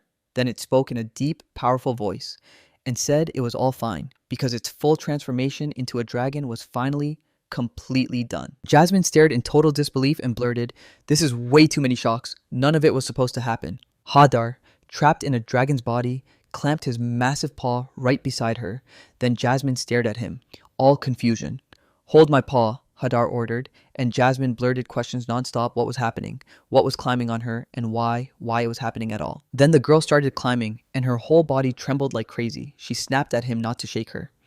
Hadar just stood there, stone still, and shot back that he wasn't shaking her either. In no time, the girl still clawed her way to the very top, and now she couldn't shake one question. What kind of crazy situation was this? Hadar gripped her hand and told her to cling to something like his thorn and swear she wouldn't let go. Because it was the safest shot, Jasmine's stomach dropped with fear, and with a trembling voice, she managed, "Yes." The moment Jasmine finally relaxed, he promised they'd fly next. Then right as he was about to launch, Jasmine grabbed his arm and ordered him to wait a minute. Hadar snapped to a halt, and Jasmine admitted she had tons of questions, but right now, only one thing mattered. "She's really not going to fall while they're flying, is she?" Hadar said. "That's just how it works." Jasmine tried asking him, but he never answered her. Hadar told her he couldn't promise a thing, so he'd throw up a barrier just in case. Then Jasmine asked if they could fly slower, and she thanked him for that barrier in a rush of relief. Hadar warned that if they did, he might not have even turned into a dragon. "All right, let her grip tight, because they're about to take off and soar through the sky." Jasmine clung to him with all her strength and blurted that the acceleration should have been way gentler. Maybe he shouldn't crank it up so hard at all. After just 1 hour, they tore through the distance and slammed into their destination. Hadar snapped out of his dragon transformation and turned back into a regular boy again, and just like that, they were dropped somewhere on the Ashugan Peninsula. Hadar warned, "Flying too close in dragon form isn't worth it. You'll spook people." Jasmine, still reeling from the non-stop seasickness during the flight, simply sank to the ground and muttered, "It's just like that," before bam, she threw up. Hadar's nerves shot up as she blurted, "Are you okay?" He powered through with his perfect treatment right now. Then Jasmine snapped, "Thank you." Hadar said he didn't even look like he was really speeding up, like his body wasn't getting that kick. Was she getting seasick too? Jasmine snapped back that anyone would get seasick at that speed. She let out a heavy sigh, realizing she'd actually hoped it would feel romantic only for him to transform into a dragon in the end. She never saw this coming. She can only blame herself. She knows she got way too greedy, and since it was only the two of them, she can't stand that she wanted him to worry about her more. At that exact moment, Hadar thrust his hand toward her and demanded, "So may I take your hand?" Hadar snapped that any second now, she'd trip over some branch in the forest, so he couldn't let that happen. The second he finished speaking, Jasmine snatched his hand and declared, loud and clear, that it was just the way things had to be. And just like that, they kept going. Still holding hands, Jasmine couldn't even wrap her head around it. She kept thinking, wait, what is happening to me right now? Is it really Hadar? Like, are we sure Hadar asked her if they were headed that way? Right? Jasmine nodded. Yes. Soon, the two of them were already standing at the Bamboo Organization's branch, and at the reception, a girl met them and proudly welcomed them inside while Hadar took one look around and realized just how unbelievably spacious the place was. The girl asked what she could do to help, and Jasmine lit up. "We'd love to see where the fortress is going up. Can you show us around?" The girl swallows her pride, apologizes, and says this place is off limits to everyone except the people directly running this project, so why is she talking about them? And when they shoot her a confused look, she's left standing there under their suspicious questions. Then he leaned in and asked Jasmine, "What aren't we supposed to know?" Jasmine shrugged it off. "It's just standard practice."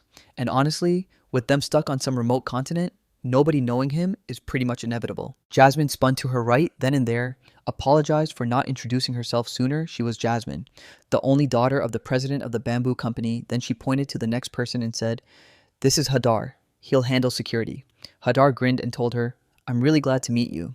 With that same sweet smile, the girl told them to get out of here. Jasmine froze, then blurted, "What? Why?" The girl said they were only supposed to arrive in a week, and they absolutely shouldn't be here right now. Jasmine nodded along, agreeing, yeah, that had been the original plan. And yeah, it's still true. They blasted here by air so fast. Then she climbed onto Har's back the moment he shifted into a dragon. Hadar was mortified, convinced she'd spilled every secret, and sure as anything, they deliberately touched down miles away. The girl just stared at them calmly and told them to get out again. How many times did she have to repeat herself? Jasmine's mind screamed. Is this happening all over again? Hadar said he wouldn't have believed it either until someone watched him suddenly transform into a dragon and blast into the sky, and Jasmine just shrugged, like, yeah, that's totally him.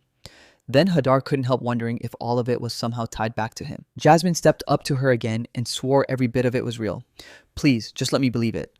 But the girl just shrugged, saying that even if Jasmine insisted, Hadar still figured they should have come the usual way. He can snap into a dragon in an instant, then everything clicks into place.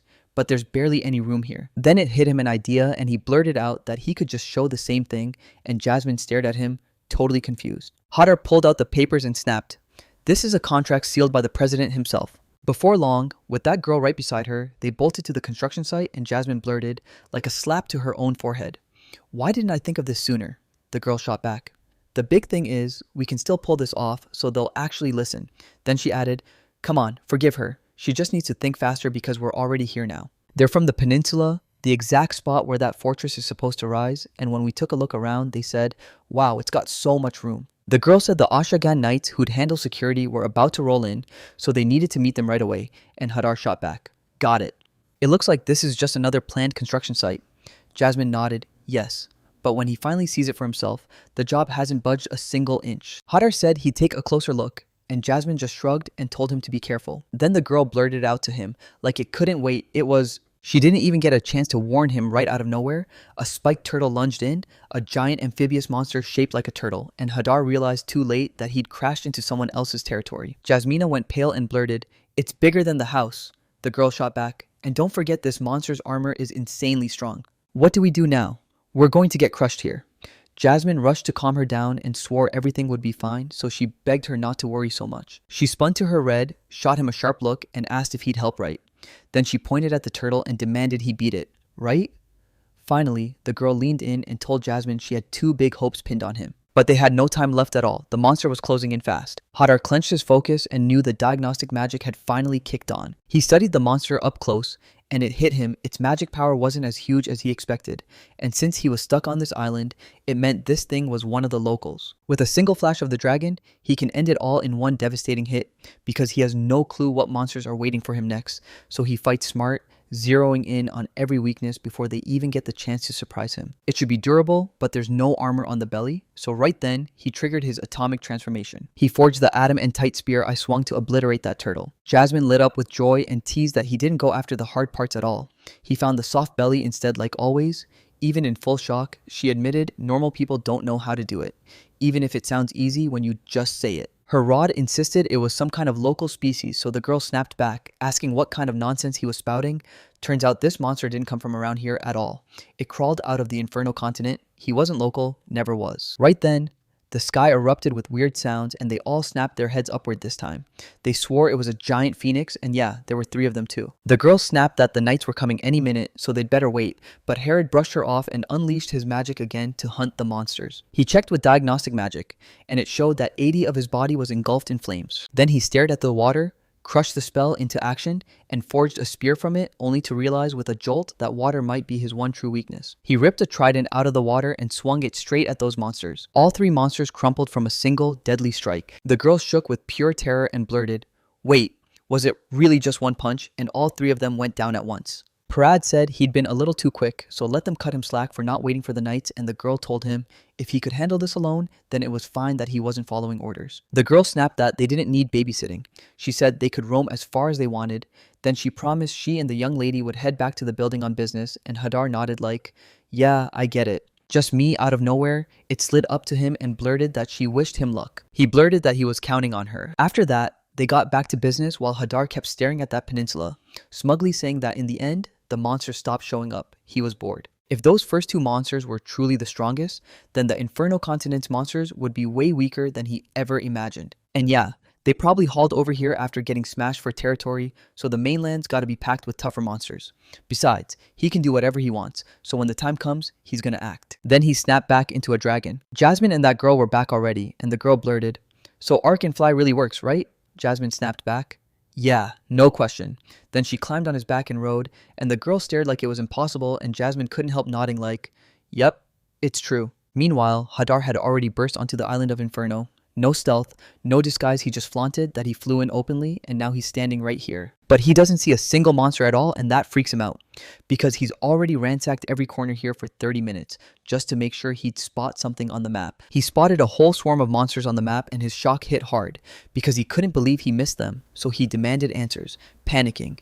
Did I do something wrong? Right then, a ghostly Pegasus was lurking nearby, clever as a blade and with the power to wipe out an entire medium-sized city. One Pegasus snapped to the other and blurted that a dragon with unstoppable battle power had shown up. How could anyone be too stupid not to get it? The other Pegasus shrugged like it was obvious fight something like that, and there'll never be enough lives to pay the price. Then one of the Pegasi snapped, "If you don't want to die, follow us." And just like that, the monsters froze in fear. Hadar's face twisted and he blurted, "So what do I do now?" No choice left. He had to turn back. He clung to his mother's words, "Stay sharp, don't slack, and never give yourself a break." Hadar shook himself back into focus and admitted it was true because not everyone's gotten out yet. Then he swore he'd take to the sky and wipe out the monsters close by. Soon, he shot over to that spot and blurted out that he could feel they were somewhere nearby. And yeah, there was one monster, and it was a jaw-dropper to see. It was a monkey demon with insane physical power, but its brain was basically on low battery, pure violence. Absolutely vicious. Hadar fired off his diagnostic magic and found no weak spots anywhere, so now it's a straight up showdown where only raw strength decides who wins. Then he unleashed a rapid fire dragon flash and slammed that monster with the attack. And somehow, not a single scratch marked this island while the monster barreled straight at him, no hesitation. Hadar let out a heavy sigh and admitted he hadn't taken him down in a single blow. Honestly, it's a miracle he didn't bolt. If he reaches it, trouble is coming, but one way or another, he won't be able to lay a hand on it. Then he tore through the battle with his rapid-fire dragon flash. This strike finally landed and tore into that monster. Qatar closed in and smirked, saying he never thought anyone could take 50 shots in a row. And of course, like clockwork, it's the beast from the Inferno continent, isn't it? He's gonna have to figure out something way more effective to handle them, and next time he's gotta think smarter, because right then, someone turned toward him. Hadar snapped around and spotted another dragon right behind him, and she told him she was thrilled to finally meet him. Hadar blinked, stunned. So now there's a giant dragon too after that monkey. But he didn't feel a shred of hostility. The dragon bowed, apologized, and swore she wasn't a suspicious person. She watched his duel and suddenly had one question burning in her chest. She just needed someone to hear her because she wanted to be taken seriously as a member of her tribe. And she straight up demands that he take her in as his student. Hadar was so stunned he blurted, "Wait, who are you? What's your name?" That girl snapped, "Yes." Hadar demanded, "What are you saying?" And the girl smirked. She wasn't talking at all. She'd been watching from the shadows. And she was completely shook. He crushed the great Satan and walked away without a scratch. She drops to a bow in front of him, then asks if he's cool with it. Can she call him bro? Hadar's still reeling in pure shock, thinking she absolutely shouldn't have come that close to him. He told her, "Sure, it's all nice for me, but I can't become your brother." Then the girl shot back, "Why?" Then Hadar snapped into his human form, and the girl barely even processed it at first. Like he'd vanished into thin air, she spun around and demanded, "Where did you go?" Hadar just smirked and said, "I'm from below." She stared in shock and blurted, "So what kind of person are you?" And a DR just nodded. Then he transformed into a dragon for a while. She saw it and immediately refused. She didn't want to become some human student, period. And the girl made that crystal clear, that's just how it is. But she still insisted she wanted to be his student. Hadar practically jolted with shock. "Why?" he demanded. The girl grinned and said she already knew he could take the form of a dragon, and that sheer power had her totally spellbound. Hadar shoved both hands over his face and still felt like it was light, like really light. The girl flashed into a human shape too, grinning as she said she could do it whenever she wanted, then revealed she was Francois, and she was thrilled to finally meet him. Qatar couldn't help but smile at her, then stepped in and introduced himself, thinking she might actually be able to switch into a human form. Then it hit him. He asked if she was really a girl. Because you can't judge someone by that dragon-shaped voice, Francois froze in shock and demanded, "Seriously, do you think she's a boy?" Seriously, there were barely any other brothers left, so she dodged every unnecessary clash. Because living here is brutal, Hadar figured that's exactly why she wanted to be his student. Right, good. Then, just like that, he morphed back into a dragon. Francois couldn't help blurting out, "So you're really walking away?" Hadar snapped at her to shift into a dragon right now. Faster. Francois shot him a suspicious look and demanded, "So will you go with me?" The girl practically beamed, bursting with joy. Soon, they rolled back to base, and Hadar walked Francois straight to her room, telling her, point blank, that it was now her space. She spun around the room, pointed at the bed, and gasped, "This is a human bed. And honestly, it blew her mind. Hadar told her, "My room's right next to yours if anything goes wrong. Come find me anytime, I won't lock the door." And Francois thanked him. She wore worry all over her face. And Hadar clocked it instantly. She looked just as uneasy as he did the first day he crawled out of the mountain, so he asked if she didn't mind. They could grab something to eat, and Francois agreed. So they stepped into the living room, and there it was, a full table already set and waiting just for them. The girl lit up with pure joy and blurted out that people really chow down on food this delicious. Hadar nodded yes, 3 times a day, again and again, and Francois snapped, "Are you sure it's really 3 times a day?" She's drowning in jealousy, so she refuses to go back there ever again. Then Hadar leans in and asks if she's finally feeling better now. Right? Francois just doesn't get what he's talking about, so she glares at him, like, seriously? The boy told her, "I saw it, you look just a little worried." And that's exactly what his mom told him. His mom told him, "If you truly want someone to listen, eat together, because sharing a meal is how people finally connect." Hadar said the food was insanely delicious and the vibe felt totally laid back, and that by doing this, they'd grow closer and the talk would come easier. So Francois thanked him for the concern, and just like she always did, she confessed she was absolutely crazy about him, then called him her brother again. The girl blurted out, "Since we're already talking about it, can I ask you a favor? If you can, will you teach me?" Hadar nodded hard and told him, "It's totally fine." Francois practically burst with joy and demanded, "Tell me it's real." Hadar answered, "Yeah, 100. It all started because she'd asked him to do it in the first place, and if she hadn't, she'd already have forgotten. Still, he didn't exactly feel like they were that close. Francois felt weird about it and asked if it was really okay that she was taking all that help. Then he handed her food and a roof over her head, and the boy said he'd invited her in the first place, so everything was totally fine. But after everything he'd just gotten, he had to make a request, ask her for something. Francois grinned and promised she'd do anything. Hadar shot back that he hadn't even spoken his offer yet. Hadar was about to ask for help with his security duties, but the girl cut him off again, then nodded and said she'd handle everything. And he just smiled, thinking she'd better hear him out to the end. He told her it was all about the continent of Inferno, and he was begging her to wipe out the monsters. He made it clear they didn't just crawl over from her side. The girl finally understood, and Hadar thought she had actually listened to the whole thing. Francois blurted, "Can't you handle it yourself? Why are you making me deal with this?" Hadar swore it was true. Every monster bolts the second they spot him. Francois agreed, and she just gets why he's way too strong for them. Hadar said he didn't want to be stuck fighting every single day either. He wanted to spend that time studying how monsters move and act. Francois pressed him, asking why, and then added, the real question was he actually that interested? A dark thought hit him. Maybe there were more monsters like her out there, ones she could actually befriend. And no, he wasn't going to butcher them. "She's so kind," Francois said, like it was the only truth that mattered. The girl told him to trust her, and now that that monkey is gone, she'll take charge of everyone herself. Hadar thanked her and admitted it was brutal to track monsters flying overhead and lurking in the water, while Francois pulled him into a hug and blurted that she loved him more than anything, until Hadar snapped, "You're way too close." And right then, Jasmine showed up, and I honestly loved how the whole scene played out. She asked if she'd interrupted them, and Hadar shot back that everything was totally fine. Then I looked over, and my whole mood flipped when I saw Jasmine standing there. Jasmine flashed him a warm smile and told him, straight to his face, that he'd done a great job. Still, she looked crushed and demanded to know what happened. She swore she'd only stepped away for a second, but that girl was already clinging to him, so Hadar snapped, "Are you hurt?" and even wondered if he should throw healing magic at her. Jasmine waved it off, told him not to panic, and demanded, "So who is she?" "He's getting along with her way too well, so are they really dating?" Hadara just laughed and said, "Of course not." Jasmine stared at the girl, grilling her about whether those horns were really legit, and Hadar leaned in and whispered that she was a dragon who could turn into a human with magic. "Yeah, basically that." Then Jasmine nodded like, "So that's the truth, huh?" "So." She leans in and asks him straight up, "So what's your relationship with this sweet little girl?" Hadar snaps back, shocked, and then fires the question. "Wait, aren't you surprised she's a dragon?" Jasmine swore it was the exact same guy who turns into a dragon. "So what's the real difference?" Hadar snapped. "Then what is it? Is it because of you?" At that moment, Francois had already jumped to a conclusion. Then she marched up to Jasmine and asked straight up if she wanted to be her brother's girlfriend.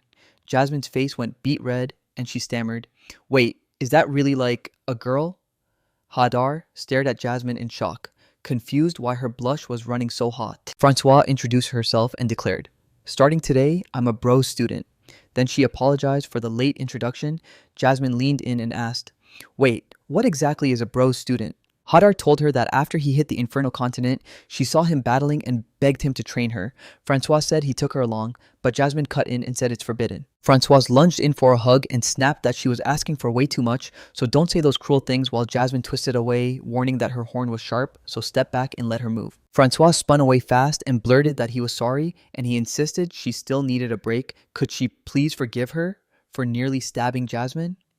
Jasmine waved it off, saying it was fine because she'd only just arrived today and she was exhausted. Franz and I waved them off, telling them, all right, good luck, while Hadar and Jasmine kissed the night goodbye and wished her a good night. After that, Hadar leaned in and warned her on the Infernal Continent.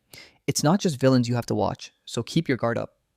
Jasmine nodded, saying it's all true because she honestly thinks she's a sweet, good kid. She couldn't stop smiling. Turns out she was wrong, and that mistake felt amazing. They stared at her like she'd said something wild and grilled her, asking if she'd done or spoken about anything. Jasmine just brushed it off and snapped, it's nothing. They had to get ready for tomorrow, so they said goodnight, and then everyone scattered straight to their rooms. Hadar still couldn't drop into sleep, so he slipped up to the open window and swore this peninsula was colder than he ever expected. Francois is weird as hell, but he can't walk away, because the second he sees her, he's hit by memories of his mother, and isn't it the same dragon? Right then, Francois burst into the room and demanded to know how long twilight lasts.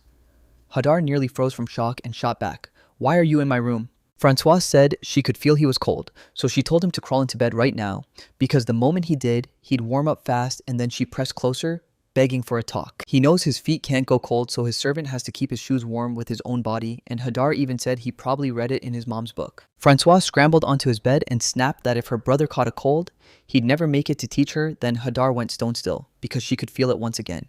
She was standing way too close. Francois said the student's job is to look after the teacher, no questions, no breaks. Hadar thought, even if he told her to stop, she'd ignore him anyway. He told her she could do whatever she wanted, as long as she kept her distance, and Francois just shrugged, saying it was totally fine. She's going to push herself to the limit until she becomes the best student in the whole class. Hadar said it was time to hit the sheet so they could be ready for tomorrow, and Francois nodded right along, totally on board. And after that, Francois refused to go to her room and instead crawled into the very same bed with him. Hadar couldn't drift off at all. Her mind kept screaming, why are we in one bed, and why are they pressed so close? He snapped that she was too close, and Francois swore he wasn't going anywhere. Then Hadar demanded, why? Francois told her he was terrified to fall asleep because the nightmare didn't end until they were back on the continent. If she dozes off, those ruthless monsters will swarm over her. She can't even remember the last time she slept in peace. But today, she finally feels safe enough to drift off in peace, and her brother, the strong, kind force by her side, means everything. Hadar's eyes landed on her chest and a deep blush surged over her face. So this is what got her to react like that. Francois promised her she'd stick by his side no matter what. She lunged back into his arms and demanded to know, didn't he say she could come to him anytime if something went wrong? Hadar admitted he'd said that, but he never imagined it would spiral into this. Francois fired back, so what weren't you thinking? And Hadar muttered that his own tongue was the true villain. After that, he wrapped her up in a blanket and swore to himself he couldn't just walk away, so he stayed right there at her side. Then it hit him. Maybe this idea would let her sleep in peace, but how could he possibly fall asleep himself while everything was like this?